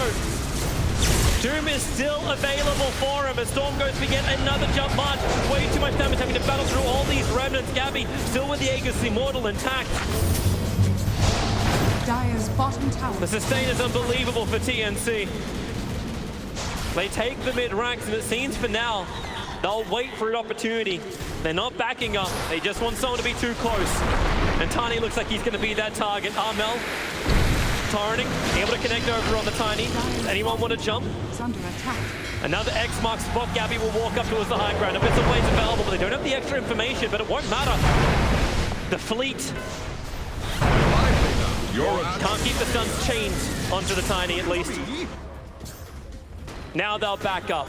Now they have a Shrine to kill and a Roshan to start thinking about in 4 minutes and a bit. It's under attack. Eon Disc now on the Wyvern. I just like to imagine what's the series of events that Vici wins a team fight. And I think there's just going to have to be some crazy amount of chaos because I don't think there's any on-paper way for them to easily win these team fights. Now down by 14,000 gold. It's Eurus' item. Oh, it's the ability to actually get the Rapier up and running, but they can't even get out to get the next items from the jungle. Yeah, this Rapier could be a game changer, but then again, you're just against Doombringer, right? And hey, Lifestealer kind of just wailing on you the whole time. Yeah, he doesn't do honestly all that much damage, but you can't really kill him. They're smoking out. They want to try and come and fight once again around that cliff top where TNC have vision down. They see the Kunkka, but that's a heart and AC. It's a great double hook stop, combining with the Coda. He's a lot of damage. The fear, the instigate for the card! But just turns it around. Eurus and BKB losing attack for a little bit over KT. Dropping So maybe this is the same where he is good, but then again, buybacks coming in from TNC. The Centaur's having a hard time getting away. Just throw him out of here. They need to disengage. Tiny, be the sacrificial lamb for your team. The Ghost Scepter will make him work for it. So they buy some time at least. Last hit? Okay. Oh, Armel was pump faking and still didn't get it. Yeah, he still had ages for that fight. A little bit of a weird timing by VICI, but they did force the buyback on Venomancer. The fact that he wasn't able to get Poison Nova off was really the key for VICI, but that means he still has it. And now he has the magic lamp, so if he's just spamming the R button, I think he'll be able to get it off. Fox Thompson called down once again. Clean up as much as they possibly can. VG keeping TNC out, but the buyback from Tiny, committed. Aegis expired, so they have to be a little bit more careful. Lifestealer, no buyback. He did buy out, I believe, for the MKB. Yes, he did. Flying out to him right now.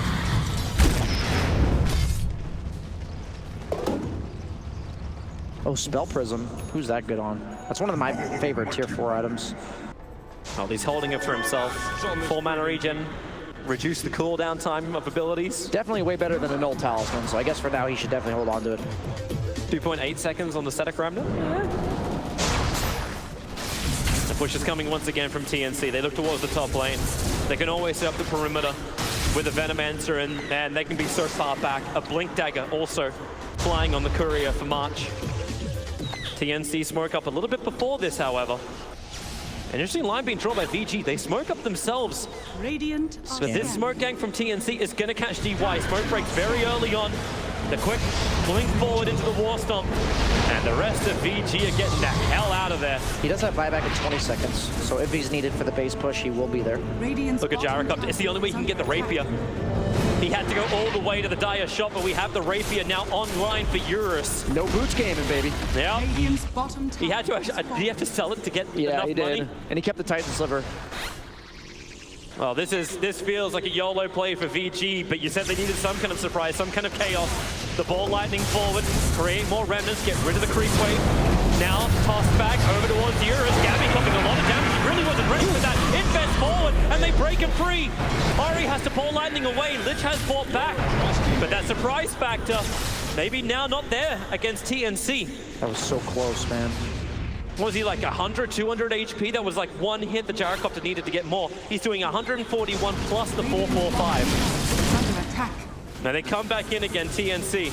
Now, blink, toss, they caught KP, perfect Hawkstone, but they don't get the kill again. Stormbrick has to finish this job. He's on 250 HP and they haven't got him. The Rockets. They're all flying forward, but homing missile, return 1, return 2. Storm Spirit. Oh no!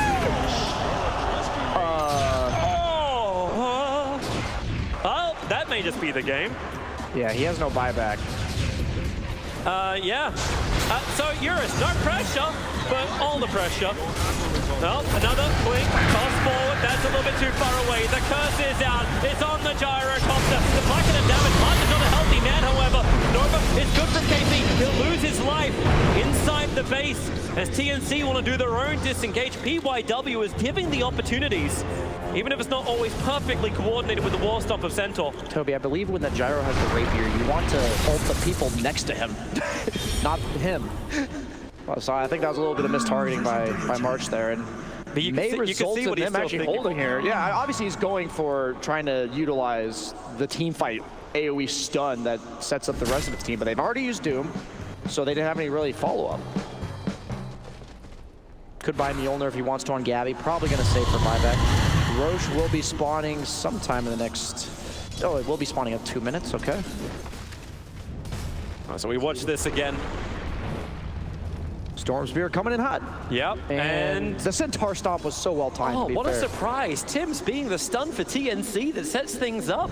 Shocking. And he has the Cleave Talon now. Don't really know how much that does for him, but it seems cool. But yeah, how long until Kunkka is like, Kunkka's almost, we may have our first 30. This has to, it's coming up on being the longest game. Today is already like increased our average game duration time for the entire tournament. Full nullifier on the Kunkka. He backpacks the Shadow Blade now. I'm not sure whether or not it's the team that's ahead being a bit more sloppy or teams figuring out the patch enough that they know how to come back. I think when I was watching the games at the start of the patch, it seemed like teams were kind of lost when they were behind. They really, it seems as if these teams are coming up with ways to overcome a disadvantage. Tim's? What'd he do? He just sent his courier with 2 Observer Lords and a Sentry directly at the gyrocopter for him to kill. That's an alpha move, Toby. Oh, okay. You gotta know how to establish dominance. Oh, we got new items which are up, which don't have to be delivered by couriers, and Aghanim Scepter.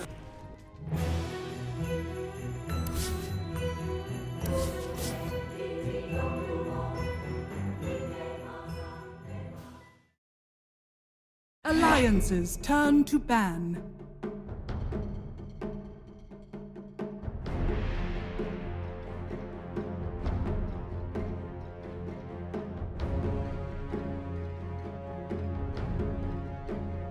VICI Gaming's turn to ban.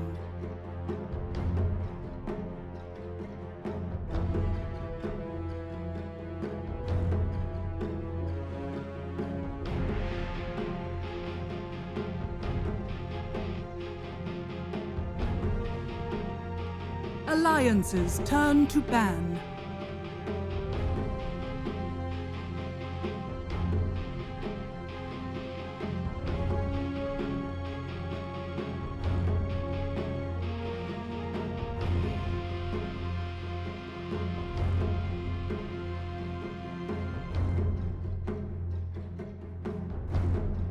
Ten seconds remaining. 5 seconds remaining.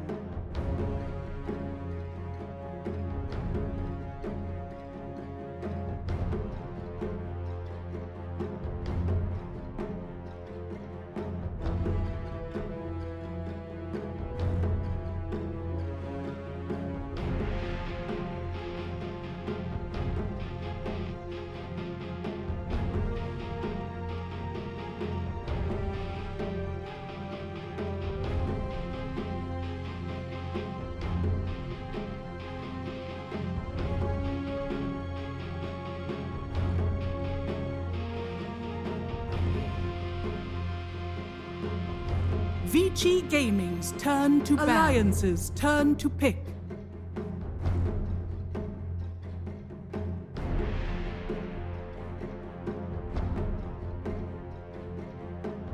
VICI Gaming's turn to pick. Behold the horn of Magnus.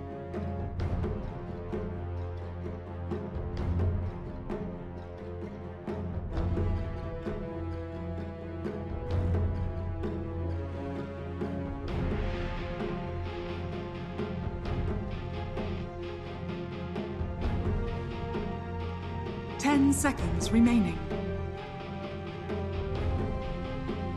5 seconds remaining. VICI Gaming's turn to pick. Alliances turn to pick. Treant Protector.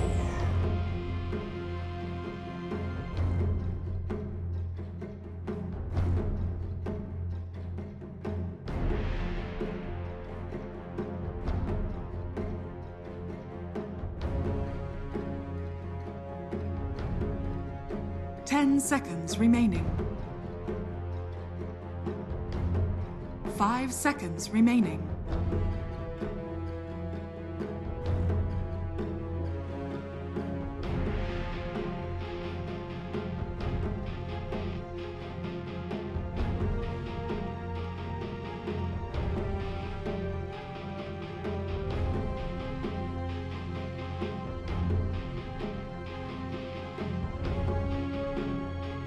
Alliances turn to ban.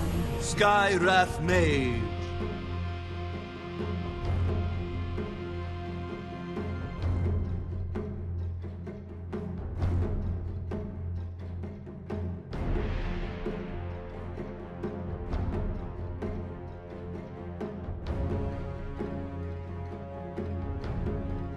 Ten seconds remaining. 5 seconds remaining.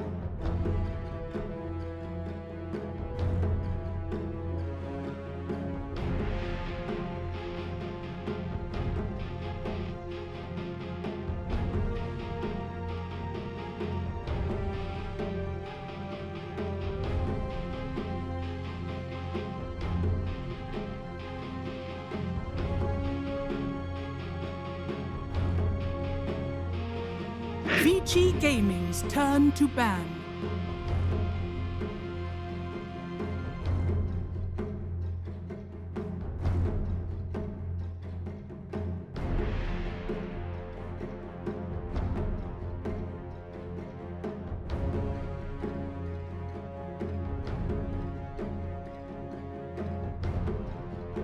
Ten seconds remaining. 5 seconds remaining.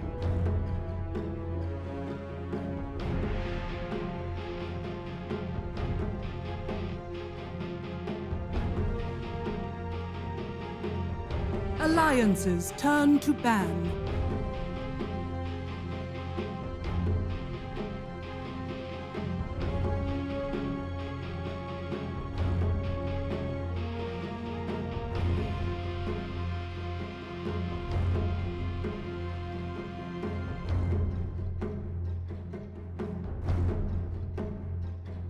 Ten seconds remaining. VICI Gaming's turn to ban.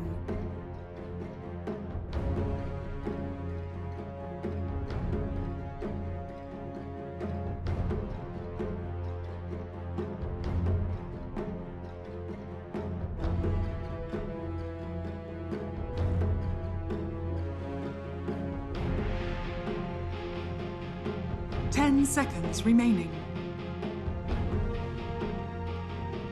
5 seconds remaining.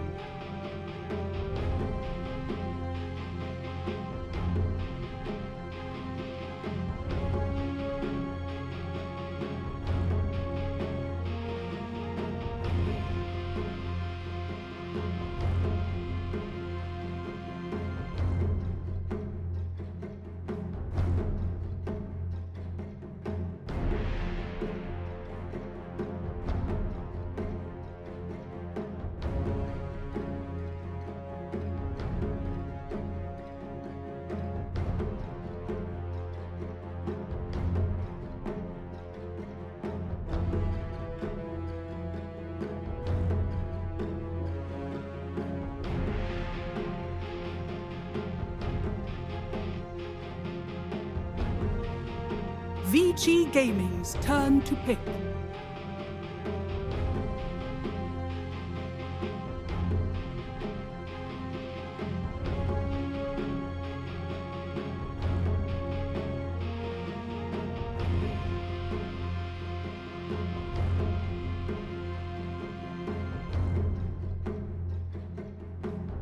Ten seconds remaining.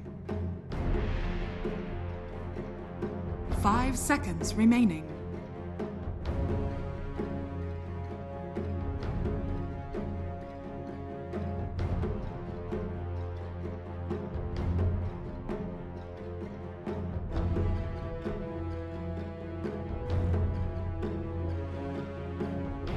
Alliance's turn to pick. Slog.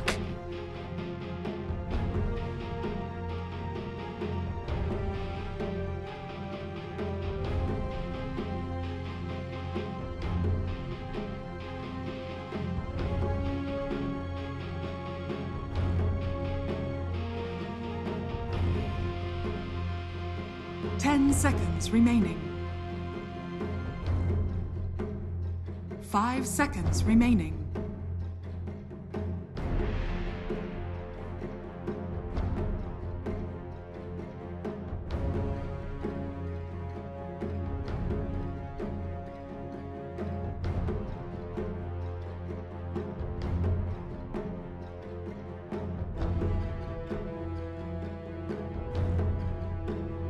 VICI Gaming's turn to pick. Disruptor! Alliance's turn to pick.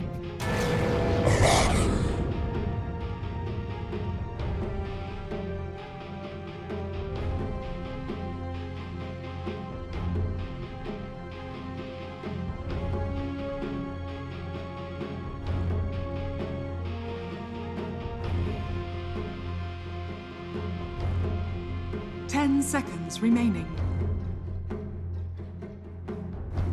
5 seconds remaining. VICI Gaming's turn to battle. Beastmaster!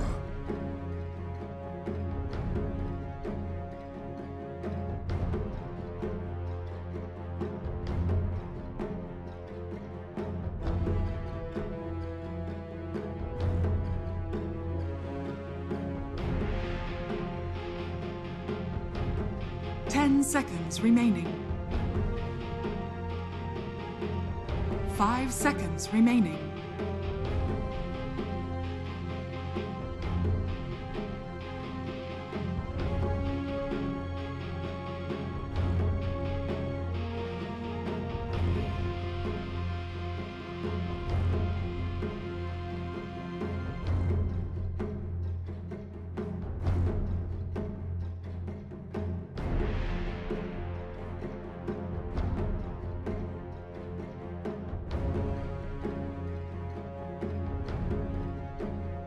Alliances turn to ban.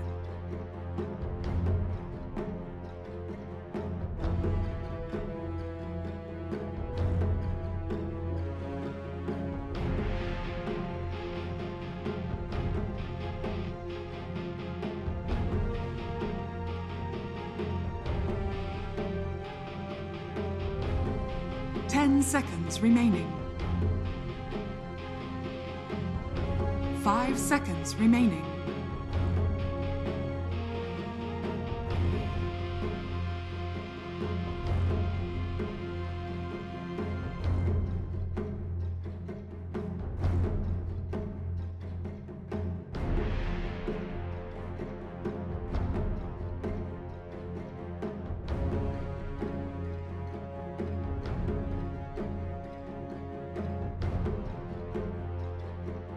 Alliances turn to pick.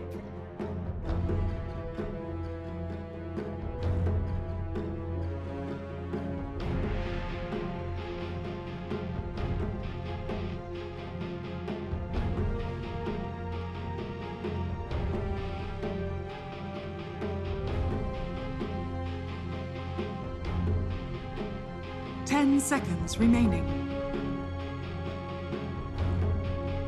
5 seconds remaining. VICI Gaming's turn to pick. It's a warrior.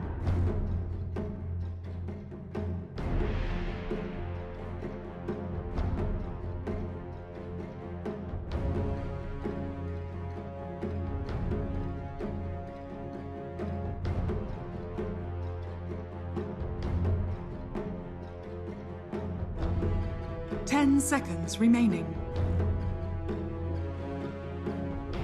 5 seconds remaining.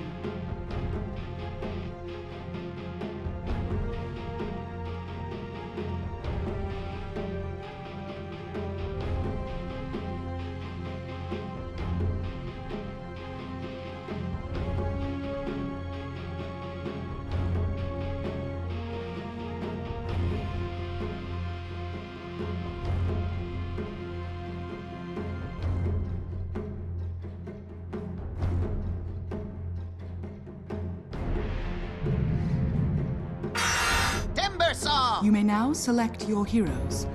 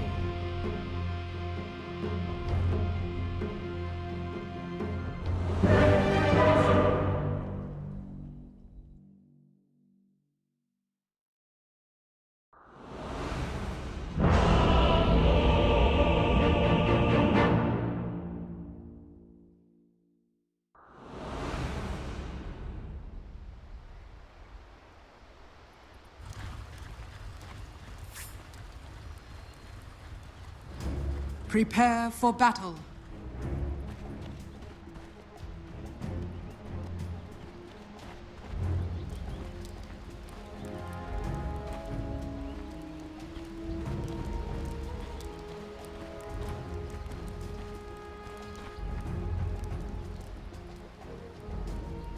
Here we go, ladies and gentlemen, getting ready for game 2 of Alliance versus VICI Gaming. Let's hope that this time around we have a little bit more of a Dota 2 match on our hands, because game 1, of course, was utter domination from VICI. The question is, Fog, do the prospects look a bit better for Alliance this time around? Definitely. I think they're playing a much easier to execute draft, and it's better versus their actual opponent's draft. And also, we do have a little bit of a mind games coming out here, it seems, from VICI. They pick that Timbersaw, they pick it on Ori. But he's actually going to be playing the safe lane, and they're putting the Slark in a 1v1 versus the Magnus, which could be a really good matchup for that Slark. If he doesn't get like skewered back into the tower or anything like that, he gets those free essence shift stacks versus a Magnus, and he should be able to get some good farm. And bottom looks like they want to just soak up the pressure. They're really just playing around, kind of dodging Alliance. Like you see right away, 33, he skills the Wild Axes level 1, he brings the Clarity, he's deforesting versus that Tree and Protector, but Tree and Protector is actually kind of starting up top at the moment. Yeah, that's true. VICI Gaming a step ahead with the lane read, at least in this situation. We will see if Alliance change things up, or if they are just going to sort of keep it as it is. It looks like they really wanted to run an aggro tri-lane on the side of Alliance. They started with Ambassi on Skywrath Mage, something not really too traditional that you do see coming out, as usually you see like just a lot of stats coming out and a lot of regen, but this is just so that all three of you have a lot of extra regen, so very different to see that coming out, but it's because he wants to try and run an aggro tri-lane. Now they're going to see Ori and they're going to be like, huh, that's not what we wanted to actually see in the bottom lane. We wanted to see the Slark down there. Yeah, you can see moves already being made. Nico, baby, he's heading all the way down to the bottom lane. A TP up to the top for the Beastmaster will be that lane switch in response from Alliance. Oh, and look at that. DY actually skills the living armor at level 1. Not usually what you tend to see, but it's going to make Ori have a really good time down bottom, even if he is versus all this pressure. But the Ursa is going to start to make that lane a lot more difficult for the Timbersaw. Maybe he'll swap it up when he does see. We'll see what the option is, what he chooses to do. Yeah, we'll be interested to see how well Eurus is able to play this lane. Of course, Slark against the melee hero should be that edge there, but the Magnus is as strong as sort of the hero's been. You're going to have this crazy right click still, of course, with the Empower and the Quelling Blade. So it really is up to Eurus to just sort of keep the pressure on the hero to make sure that Limp struggles to get in and touch the creeps. I feel like it should be a pretty even matchup at least. Just because Magnus has that super high base damage, and you're not going to try to take the right-click war versus Eurus. Some continued movements. Fada will head top to help out 33 against this aggressive tri-lane from VICI. Who's also run the Bassi on PYW. They hit level 2, and they're immediately looking to get aggressive onto Fada. Let's see what they can do here. Orb connection onto the two of them, but they don't want to dive too far into the tree line. They don't actually have an ability on the Tree and Protector. Since he does have living armor, it does weaken the lane that he's in a significant amount, but it will be able to protect that Timbersaw a lot down bottom. As he gets the Timber Chain level 2, he's versus an Ursa, you tend to see that. And he will be able to try to play around it at his best, but he doesn't have actually any trees to Timber Chain away to, except for very far away. Is he? No, we didn't see it. Don't worry, Ori, it's okay. And Nico, baby, has a very nice wave pushing in to him, nice and close to his own tower, so should be able to get a lot out of this as the Ursa. Ori actually opts for the second point into his Timber Chain, actually. Playing aggressive, actually, there with that Timber Chain across Hamskin, trying to get some damage done. Feeling confident, though, it's still level 2, yeah, that low cooldown. He'll still be able to continue to zip away. Hanskin's got a lot of mana left, so he can continue to throw some nukes out onto Ori, but another chain will get him out of harm's way. He's able to salve back up. Most important thing for Ori down bottom is just don't die. Get some levels. You're not going to get many last hits, but just do not die. As we did see Lim go bottom to get himself an Arcane Rune, Eurus was able to pull a little bit ahead in those last hits, extra right clicks as well, building up with those Essence Shifts. And this Living Armor is actually helping the lanes quite a bit. Yeah, it's allowing Eurus to stay even, in fact, just ahead. There will be the wraparound though. Hanskin comes in with the gank. Lim tries to slow him down with a skewer, but with a pounce available, Eurus is able to get himself away. But he does not have a salve, so he actually has to sit back for a moment here until that one does get delivered. Doesn't want to step up too far. Lane Ori talking about stepping up too far. Maybe this time he has, as indeed Fada will be able to claim his life. First blood goes to the Disruptor. And top 33 was getting pressured right away too. He might have been the one to give first blood if it wasn't Ori who did die.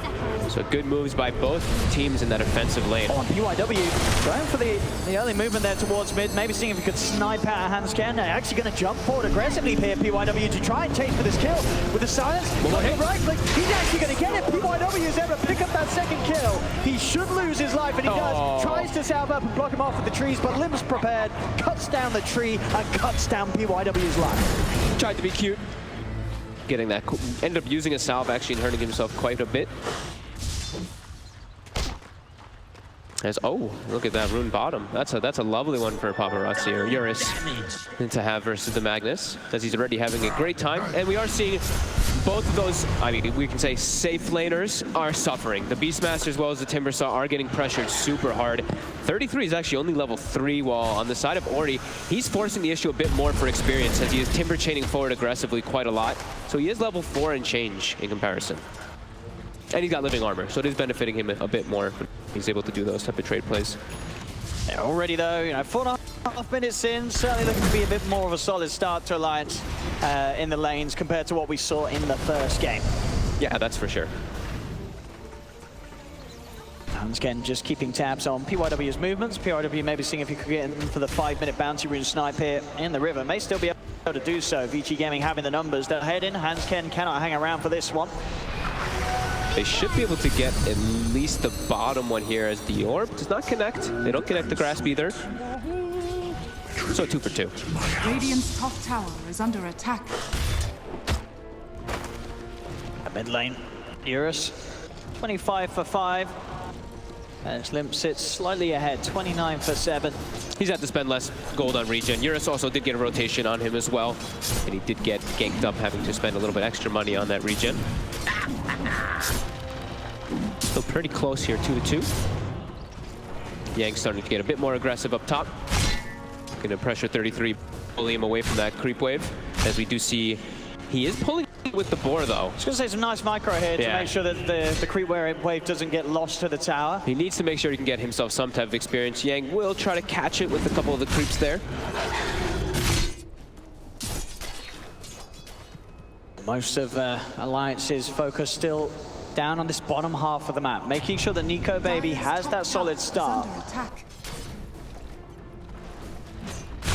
33 really just left to fend for himself. Again, using his boars to keep the creep wave off the tower, keep that tier 1 as high in health as possible for as long as possible. And I was surprised to see that Ursa actually stopped getting picked so much in this tournament, as he did have a 75% win rate or so throughout it all. Teams just kind of stopped drafting him right now.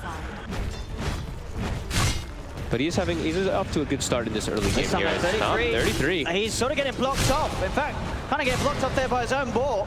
Oh, but there's phase boots. Out the way finally. Yang, he's chasing, and he should find this one. What will do it? Yang gets the solo kill.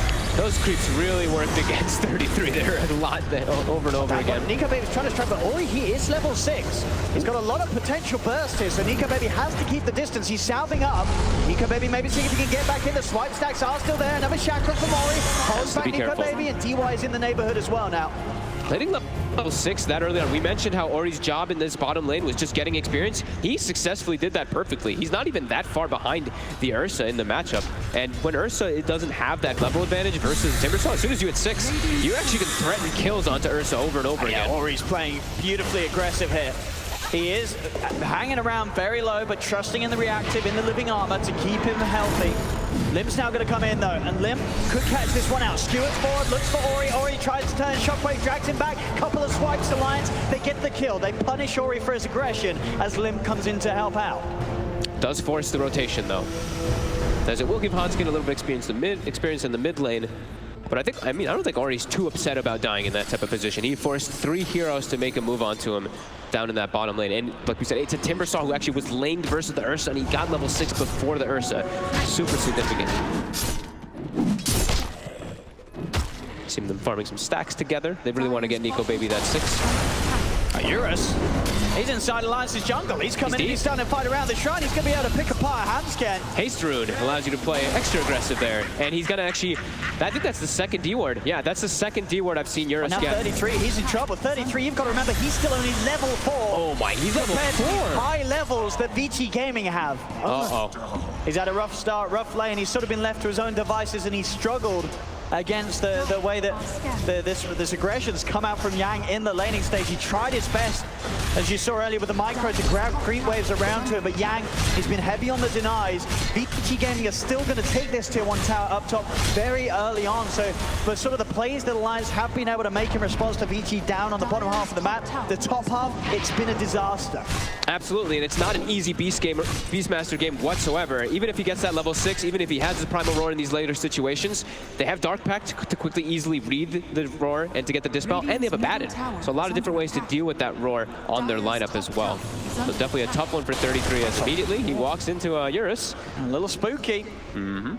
Eurus won't pounce forward aggressively though, a little too close to the tower, and knows that Alliance will have TP's back up. And they keep actually, I believe they just keep giving Sentry Wards to Eurus. As we've seen, I know BSJ is a huge fan of that, but they do have Sentry Wards on PIYW this time, and they have been just finding every single ward at least that Alliance had in that early game. They do still have 2 up, but they did get 2 early on D wards. And mostly some stacks start to be cleared. Both sides were preparing some, but VICI seem to have actually a few more stacks on their side. This is a lot of money for Eurus to clean up for himself if he wishes to do so. They're hunting for Ori. Limp trying his best to close the gap. He has got an RP, but of course doesn't want to use it there. Even with that, would have been unlikely to have the damage to kill off this Timber Saw. It makes it so much harder versus DY with this 2 points. Oh, actually kills the bounty rune. He gets the bounty rune deny at least.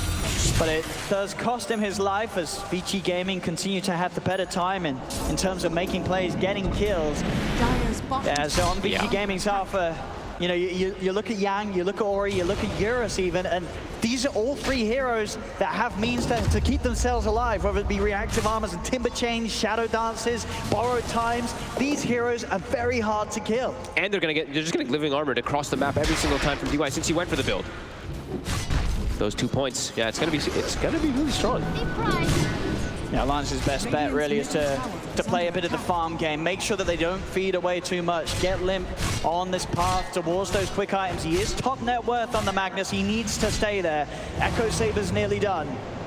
Limp's got to keep his cool. He's got to be that strong force that sort of is the backbone and provides the ability for Nico, baby, to climb into the game eventually with the Empower and start to make plays on his own accord, because they need a lot to kill these heroes that VICI Gaming have drafted.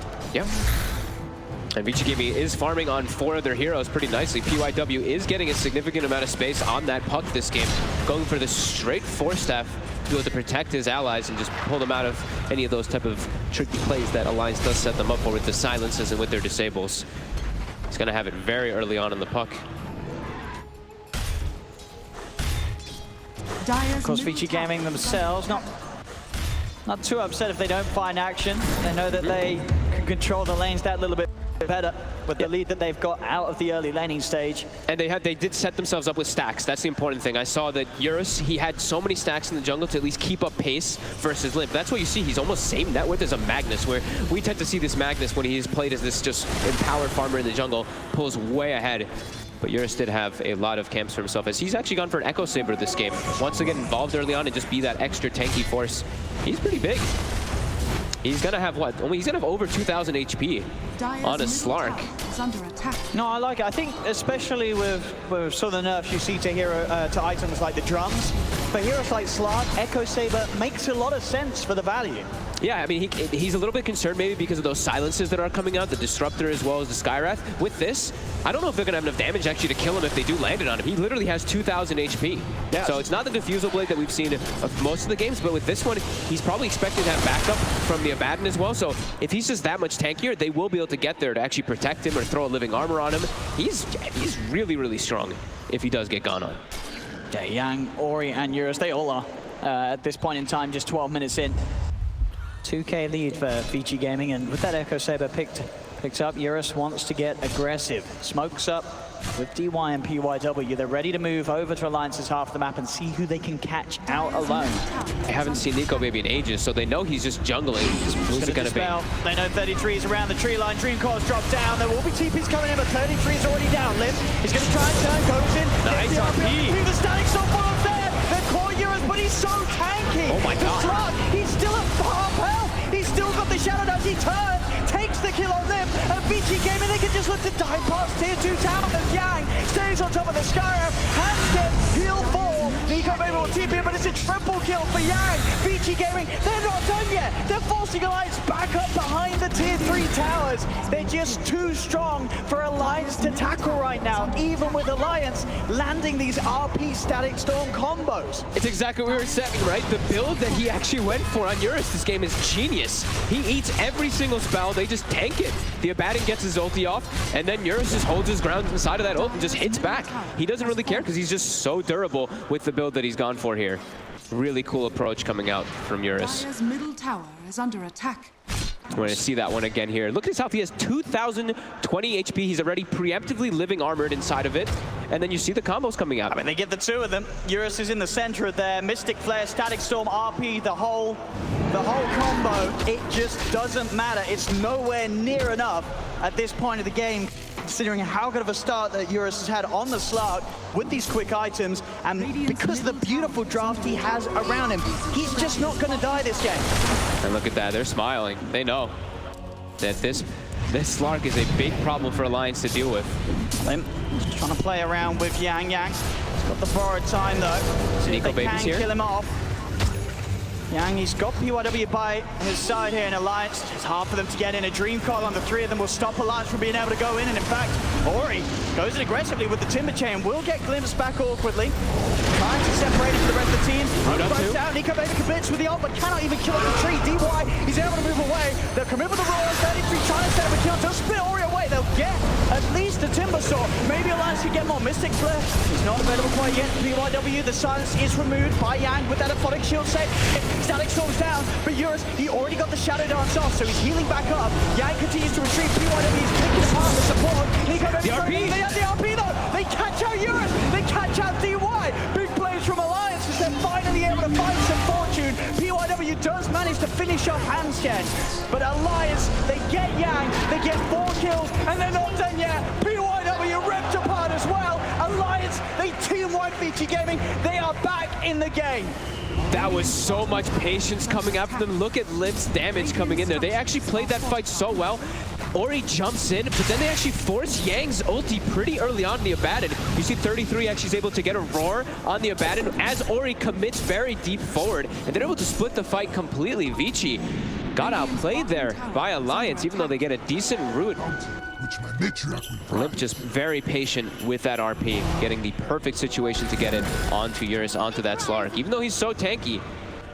An incredibly important series of events there for Alliance to have. And again, you see the roar, focused on Yang, but the pushback works, right? You see Ori getting forced in that awkward position closer towards the tower. He has to go so far forward, and Ori, look at that. He gets actually pushed forward. The roar, it controls the Abaddon as well with no ulti, so he can't actually protect anybody there. And then they're able to just continue the chase forward. VICI had already expended the majority of their ultimates. They'd used actually everybody's there. Shadow Dance was used, Dream Coil, Tree ulti, as well as the Abaddon. And now they immediately run into the Roche. Nico Baby's trying to sneak this one. They do lose the tier 1 tower bottom for it. We'll see if Alliance are able to get away with this with the so as you said, they should do so, especially with VICI Gaming being down there on the bottom half of the map. I like this move. I think they're recognizing we have no intention to fight when we don't have our RP. Might as well get something out of the map. Even if we lose a tier 1, we get a Roche. They lose a tier 1, they lose the support, but they don't care. Alliance there will happily take this bit of trade in action here. 17 minutes in, able to close that lead that VICI Gaming had, and a very important play there from Alliance in a series where up until then, they had just been losing every single move that they've made. They need to get a few more of those with Limp. They have to just keep, it's really a lot of eyes on Limp to be able to control this mid game. It's been a lot of pressure on 33. He got shut down so hard in the laning phase. He has to be very patient with those primal roars, and he did do it perfectly in that last fight.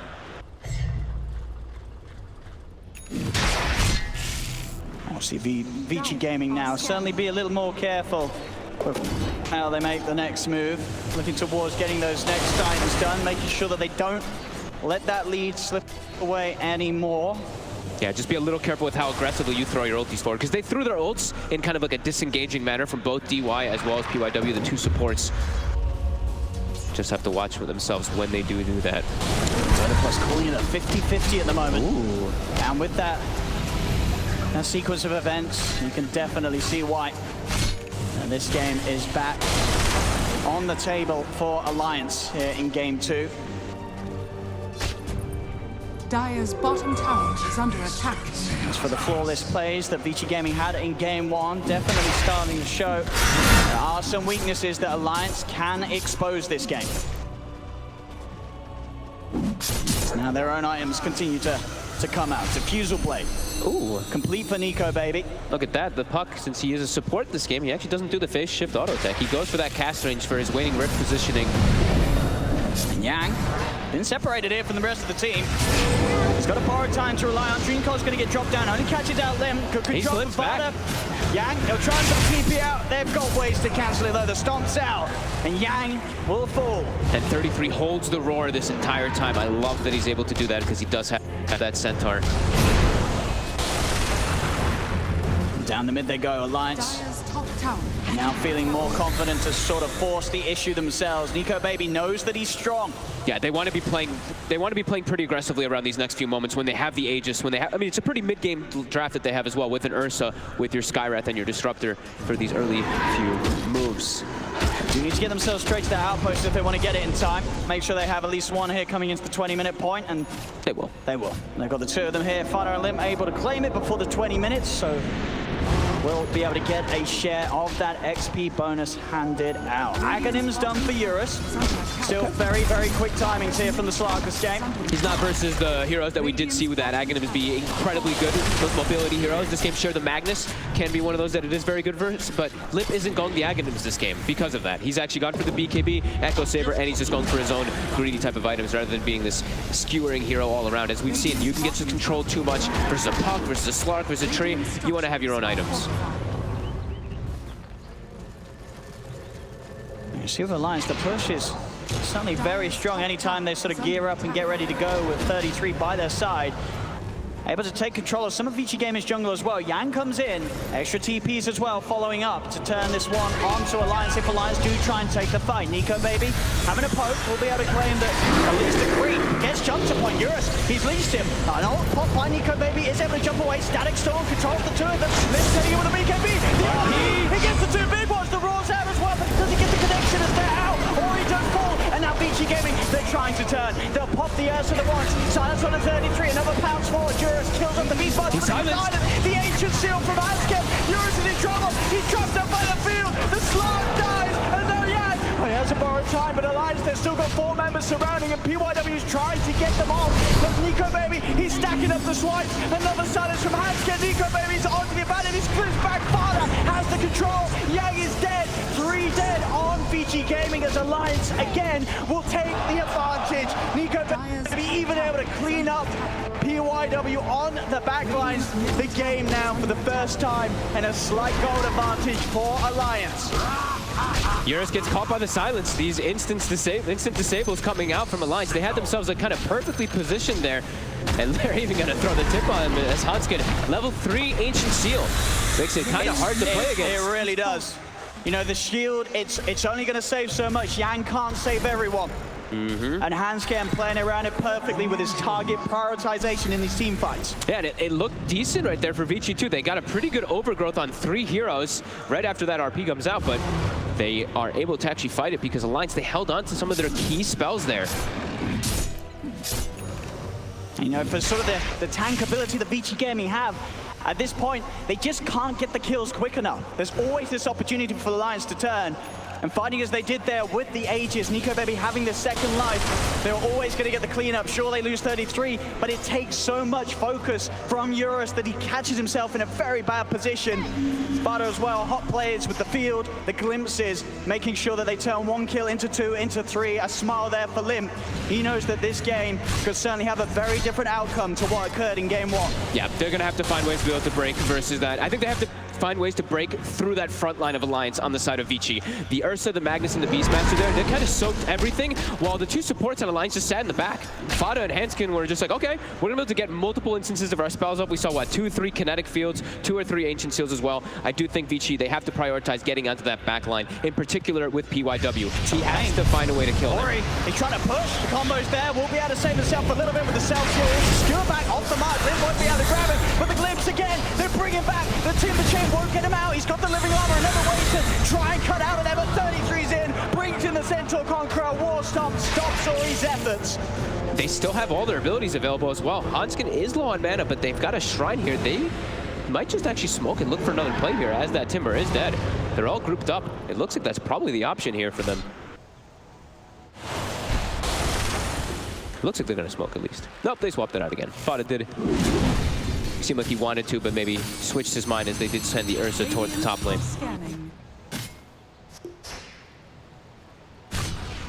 You're starting to recognize. I think that after this game got punished a bit there, and he is going to be going back for a BKB. And now Yang. They're making plays on Yang. Yang going to have that second chance of a life. Actually doesn't need it to be popped. They won't have the full control for him. DY and PYW stop Alliance from chasing any further. Yeah, these supports on Alliance are putting in so much work. They have to get into the back lines. VICI, they have to find a way to get on those two, as they're just putting in way too much work inside the fights. Now it is going to be Alliance going for this smoke play. Very strong. Even with Limp, yet to invest with that 3,200 gold that he is holding on to. And he's actually queued up a very interesting item himself, too. More silences to try to deal with the Abad and deal with that Slark. I'm talking about dealing with the Slark. They catch him. The Atos into the Ancient Seal. Eurus is in trouble. He needs help. He's not going to get it. Oh. He is really getting punished here by this quick silence from Hanskin. Every single time, you know, Eurus, he had that solid start in the lane. 3 deaths back to back. The silence too much for him to deal with. This does feel like it's one of those games where the Ags, we've seen it have super successful games versus mobilities. This one, it does feel like it's hurting him, not having the way to get rid of those silences, get rid of those disables of himself. A BKB would be doing absolute wonders for him. Usually, we have seen that Ags be incredibly successful, but in this game, it doesn't feel like it's going to have that much right now. He really needs a BKB to deal with these disables. These supports, we said Alliance, looking hot right now. 2K gold lead. Still nothing to boast about too much. But a good series of succession, as they're also looking to get more aggressive here, and they constantly can. When you're ahead and you have a disruptor on your lineup, every time people split up, you're going to get glimpsed out of position. VICI Gaming may try and fight this, though. They're bringing everyone in. Eurus isn't going to be here, and it looks like it would just be a defensive maneuver, making sure that Yang can step away. I think he's recognizing that they just don't fight until he has BKB on Slark. After those last 2 situations, he probably was feeling like the strongest hero on the map on the Slark when he had that Echo Saber and that Aghanim, but he was a bit wrong with the way that those disables do come out on him. So yeah, needing that BKB is going to make his life like infinitely easier. He doesn't have to really worry about majority of the spells on Alliance for a long time. They get the glimpse back. He has the ult to dodge a lot of the Mystic Flare damage. Drag back from Limp's attempted, but the Timber Chain keeps him safe. Ori is able to break the distance. He is very strong on Ori too. He is quite tanky with the items that he has picked up, both the Essence Ring as well as Craggy Coats. That seems like 2 of the best items he could have found on a Timbersaw, actually. In combination with his Halberd and his Yules, he is definitely quite strong. They've got to keep their eyes on this area as well. VICI Gaming, Roshan available for the 2nd time this game. If Alliance see any sort of chance to move into there after finding a pick-off, with this Ursa, this empowered Ursa, they'll clean it up very, very quickly. Nearly level 20 on Nico Baby's Ursa. The BKB also about to be done. Oh, yeah, he's very farmed. That empower is really helping him quite a lot get that extra last hits all the way up to 234. He's 4-0-9 too. He's involved in 13 of the 16 kills so far. And yeah, Eurus just, like we said, he wants BKB before he's even trying to look for any type of engagement at all. he will be very close to it. And then we could see them actually look for a fight again. They've got some good answers now, VICI Gaming. BKB, when it's down Eurus, the double halberd, it's done. Both Ori and Jang ready to put a stop to Nico Baby's attempts in the team fight. Fada's been caught. If they can burst him before he gets a chance to get up a static, so it would be a great start to the fight. Big punch forward. Finally falls. They get the kill on Fada. No threat of the disruptor team fight control this fight. There's Pop Shadow Dance, actually. I'm not sure if that was by accident, but he did it like while he was pouncing away. So he won't have that actually for 50 seconds. That's a DD outside the pit. See Eurus able to get in. Grab that for himself. Alliance playing it cool a little bit whilst Fada is dead. They know that there's no threat really of VICI Gaming getting in and Doom Roast themselves. They don't have the lineup or the tools to do so. So there's no rush for Alliance. VICI Gaming's best move would be if they can play aggressive, get a pick off whilst Fada is dead. Eurus maybe eyeing up the potential, but it's still hard. With Alliance having the high ground control, VICI Gaming cannot really move into the jungle like this. They've got to wait for Alliance to come out. Yeah. I mean, they've got the BKB, which makes him pretty impossible to kill. Eurus gonna start to poke a bit of Nico Baby. Another pounce out. Trying to see what he can force out in terms of spell usage. He's good on the mana regen, so he doesn't have to worry with that Echo Saber. You see he's quickly regenning up. He's gonna always go for these pounces in and out to scout things. He feels so much safer, like we said. With the BKB, he's not really at risk of getting picked off by most of the spells from Alliance. So yeah, just keep tabs on that Roche. Don't let Ursa get that one. And they do have everything available, so they could look still for a fight. As we will have outposts in about 45, and Eurus, he's just in. He is. He tried for handscan. He's going to get dragged back here. Gets the Shadow Dance off in time. He's still trying to commit onto the Scarab Bed. Can he get him off the card? The drag back with the arm. Speed finally falls forward. Eurus will finish off handscan, and now can try and turn for more. Ori throwing out the Shackle, forcing 33 back. The silence there onto Limp. Limp's tanky, but they're slowly peeling him down. BKB comes out for Limp. Buyback from DY. VICI Gaming wants to commit heavily for this fight. Oh, the tap's over. Falls to BKB. Fada looks to glimpse back. Eurus will be able to take him away, but Ori commits, gets the kill. Nico Baby has to BKB TP out. Alliance know this is not a fight to take. 114 stolen Agi. This could be the thing that allows them to actually look to go into a roast. That's a big old number. Yeah, he actually is able to commit forward so hard. Yang also in that situation, even though the RP comes out, like I think the panel, everybody's always talked about the counters versus a lot of these initiations, Ravages or Magnus RPs. He uses ult and then shield the opposing person so they can get his spells off. Paparazzi able to stick on a target there and build up so much Agi.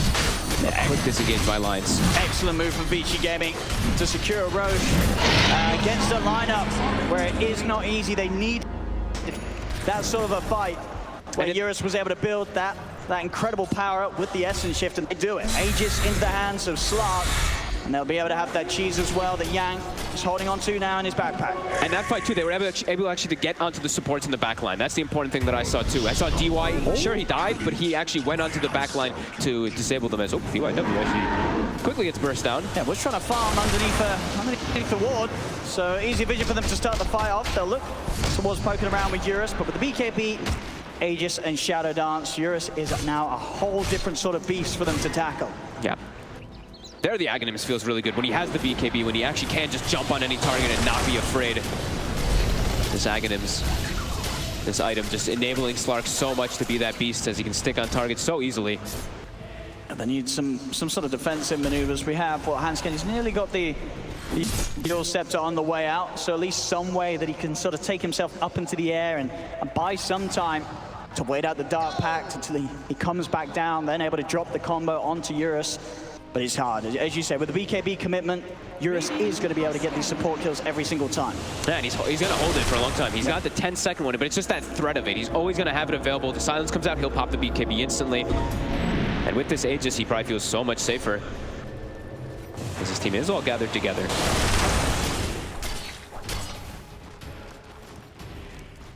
$32 minutes coming up, 16 to 18, less than 1K gold in it this time. Alliance, you know, we saw game one, VICI Gaming really raised the bar.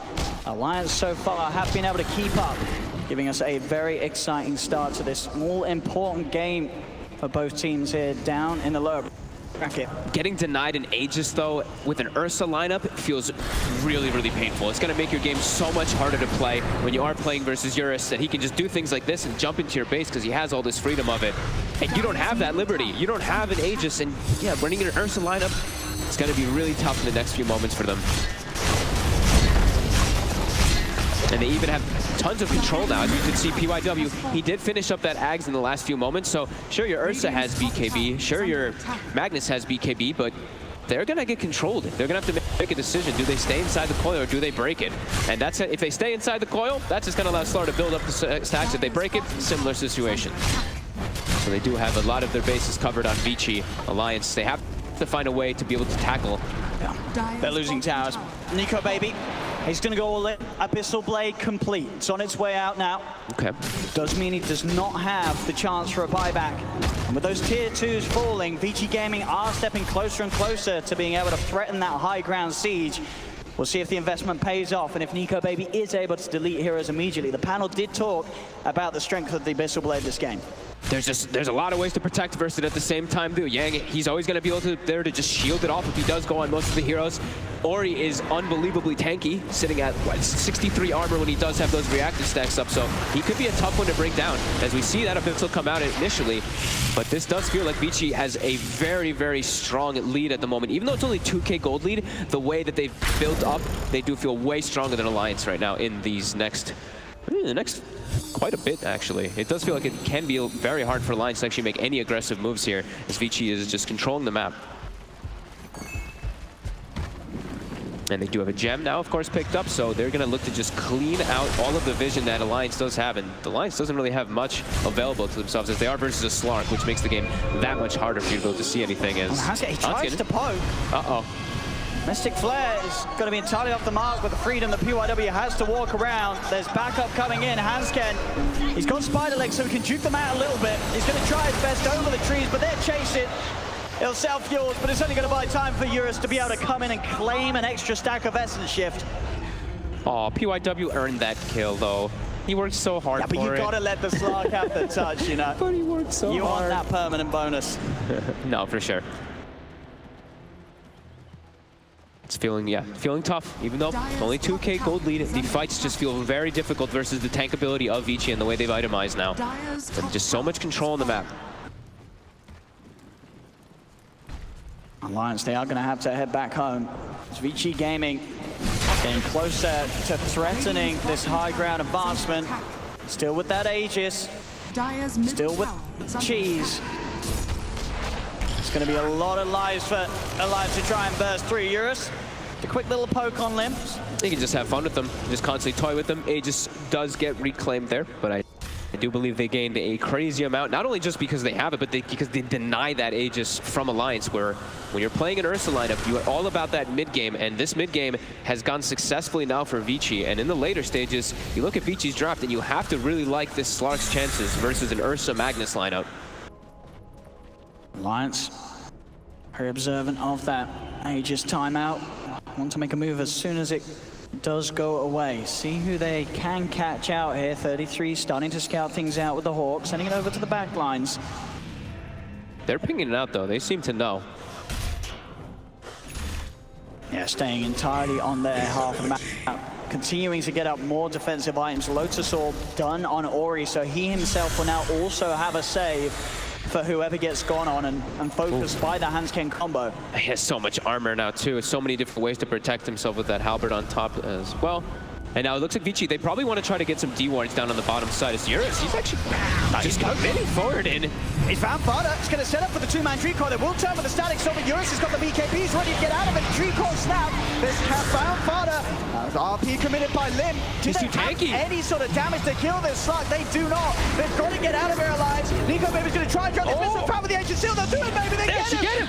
Get a Eurus with no Nico Baby. He's ready to step forward for more. Yang's borrowed time. Soon to wear off. Eurus buying back. He wants to come in knowing that Alliance have utilized already some of their ultimates in this fight.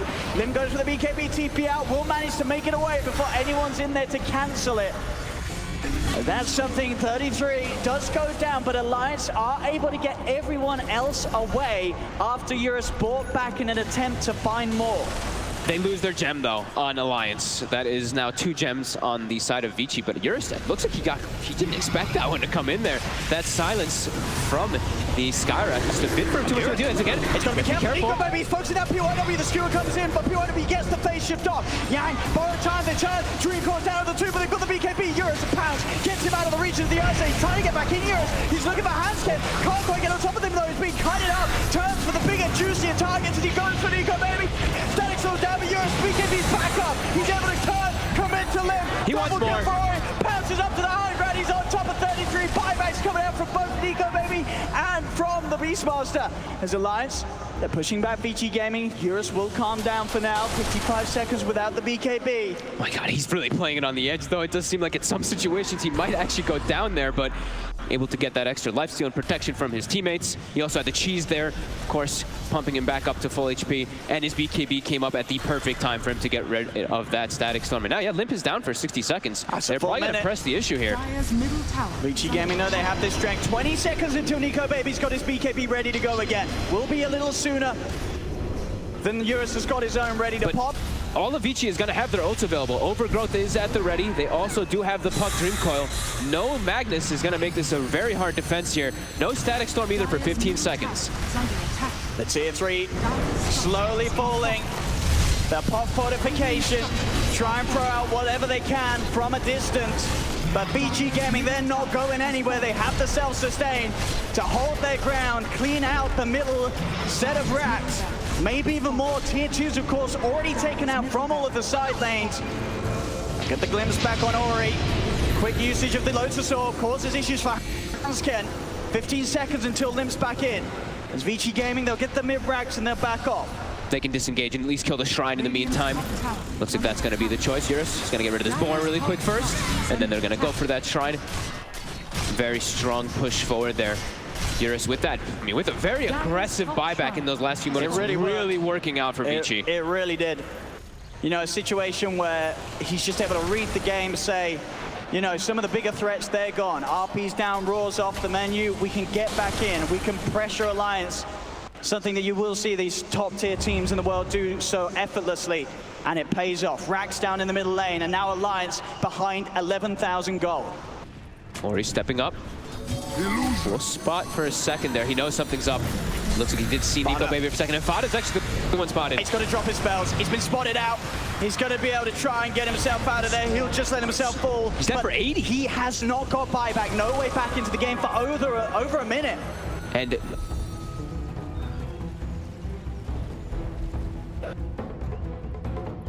it is going to be Roshan about 55 seconds. A prize. And what looks like all the bounty runes and the 2 outposts are going to go for Vici as well. And we have 40 minutes. Maybe Alliance. They do have quite a window here. Oop. Let's go lag from both sides. Everyone kind of standing still for a moment. And we should be able to get back on that immediately. Looks like the lag has subsided. TY's in a little bit of an awkward spot right now.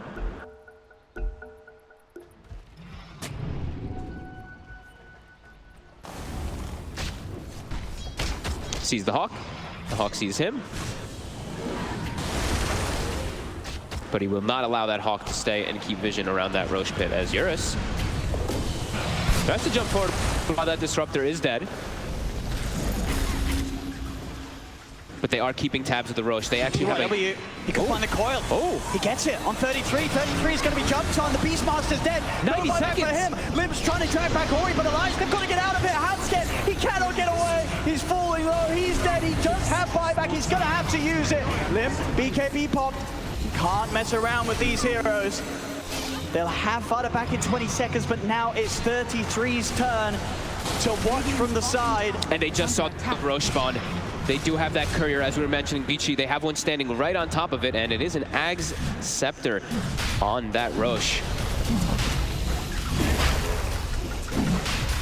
And no contest at all here. Available from Alliance. I wonder who they give this Axe to, actually, now that I'm looking at it. Probably to the tree, right? Oh, maybe. Tree one sounds nice, but Yang's also. Oh, yeah, Yang for the sort of high ground siege and looking to win the game, tanking, offering that safety for his team. Why not?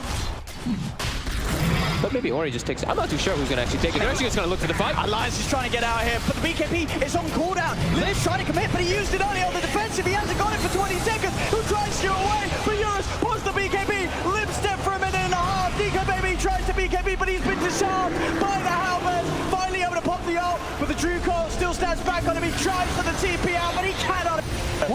Yorceptor cancels the TP. And Nico Baby's dead. GG is called, and VICI Gaming take game 2. And with that, the entire series 2-0 for VICI Gaming. I feel like the moment where they're able to actually get aggressive and take that second Roshan is the most important part in the entire game. They identify the fact that they went for the Aghanim Scepter on the Slark, which can be a little bit greedy as that secondary item. He goes back for BKB, and right there, they just claim full control of the map. Once they get the BKB, once they get that Rosh, the game just feels 10 times more difficult for Alliance to make any moves. Anytime you're sort of playing behind a team like VICI Gaming, it just seems so hard to regain control. We saw it happen in game 1 very early on, where those early mistakes just spiraled into a game where VICI Gaming were dominant for the entire time. Here in this game 2, that one read, that one opportunity that VICI Gaming saw to get back in with the Slark, buyback, take that mid-Rax, there was just no chance for Alliance to sort of even breathe and think for themselves how on earth they can get themselves back on top. It gets really hard. When you have this type of Ursa draft show, you have the Magnus who's empowering you and kind of enabling you and getting you to be that much stronger. When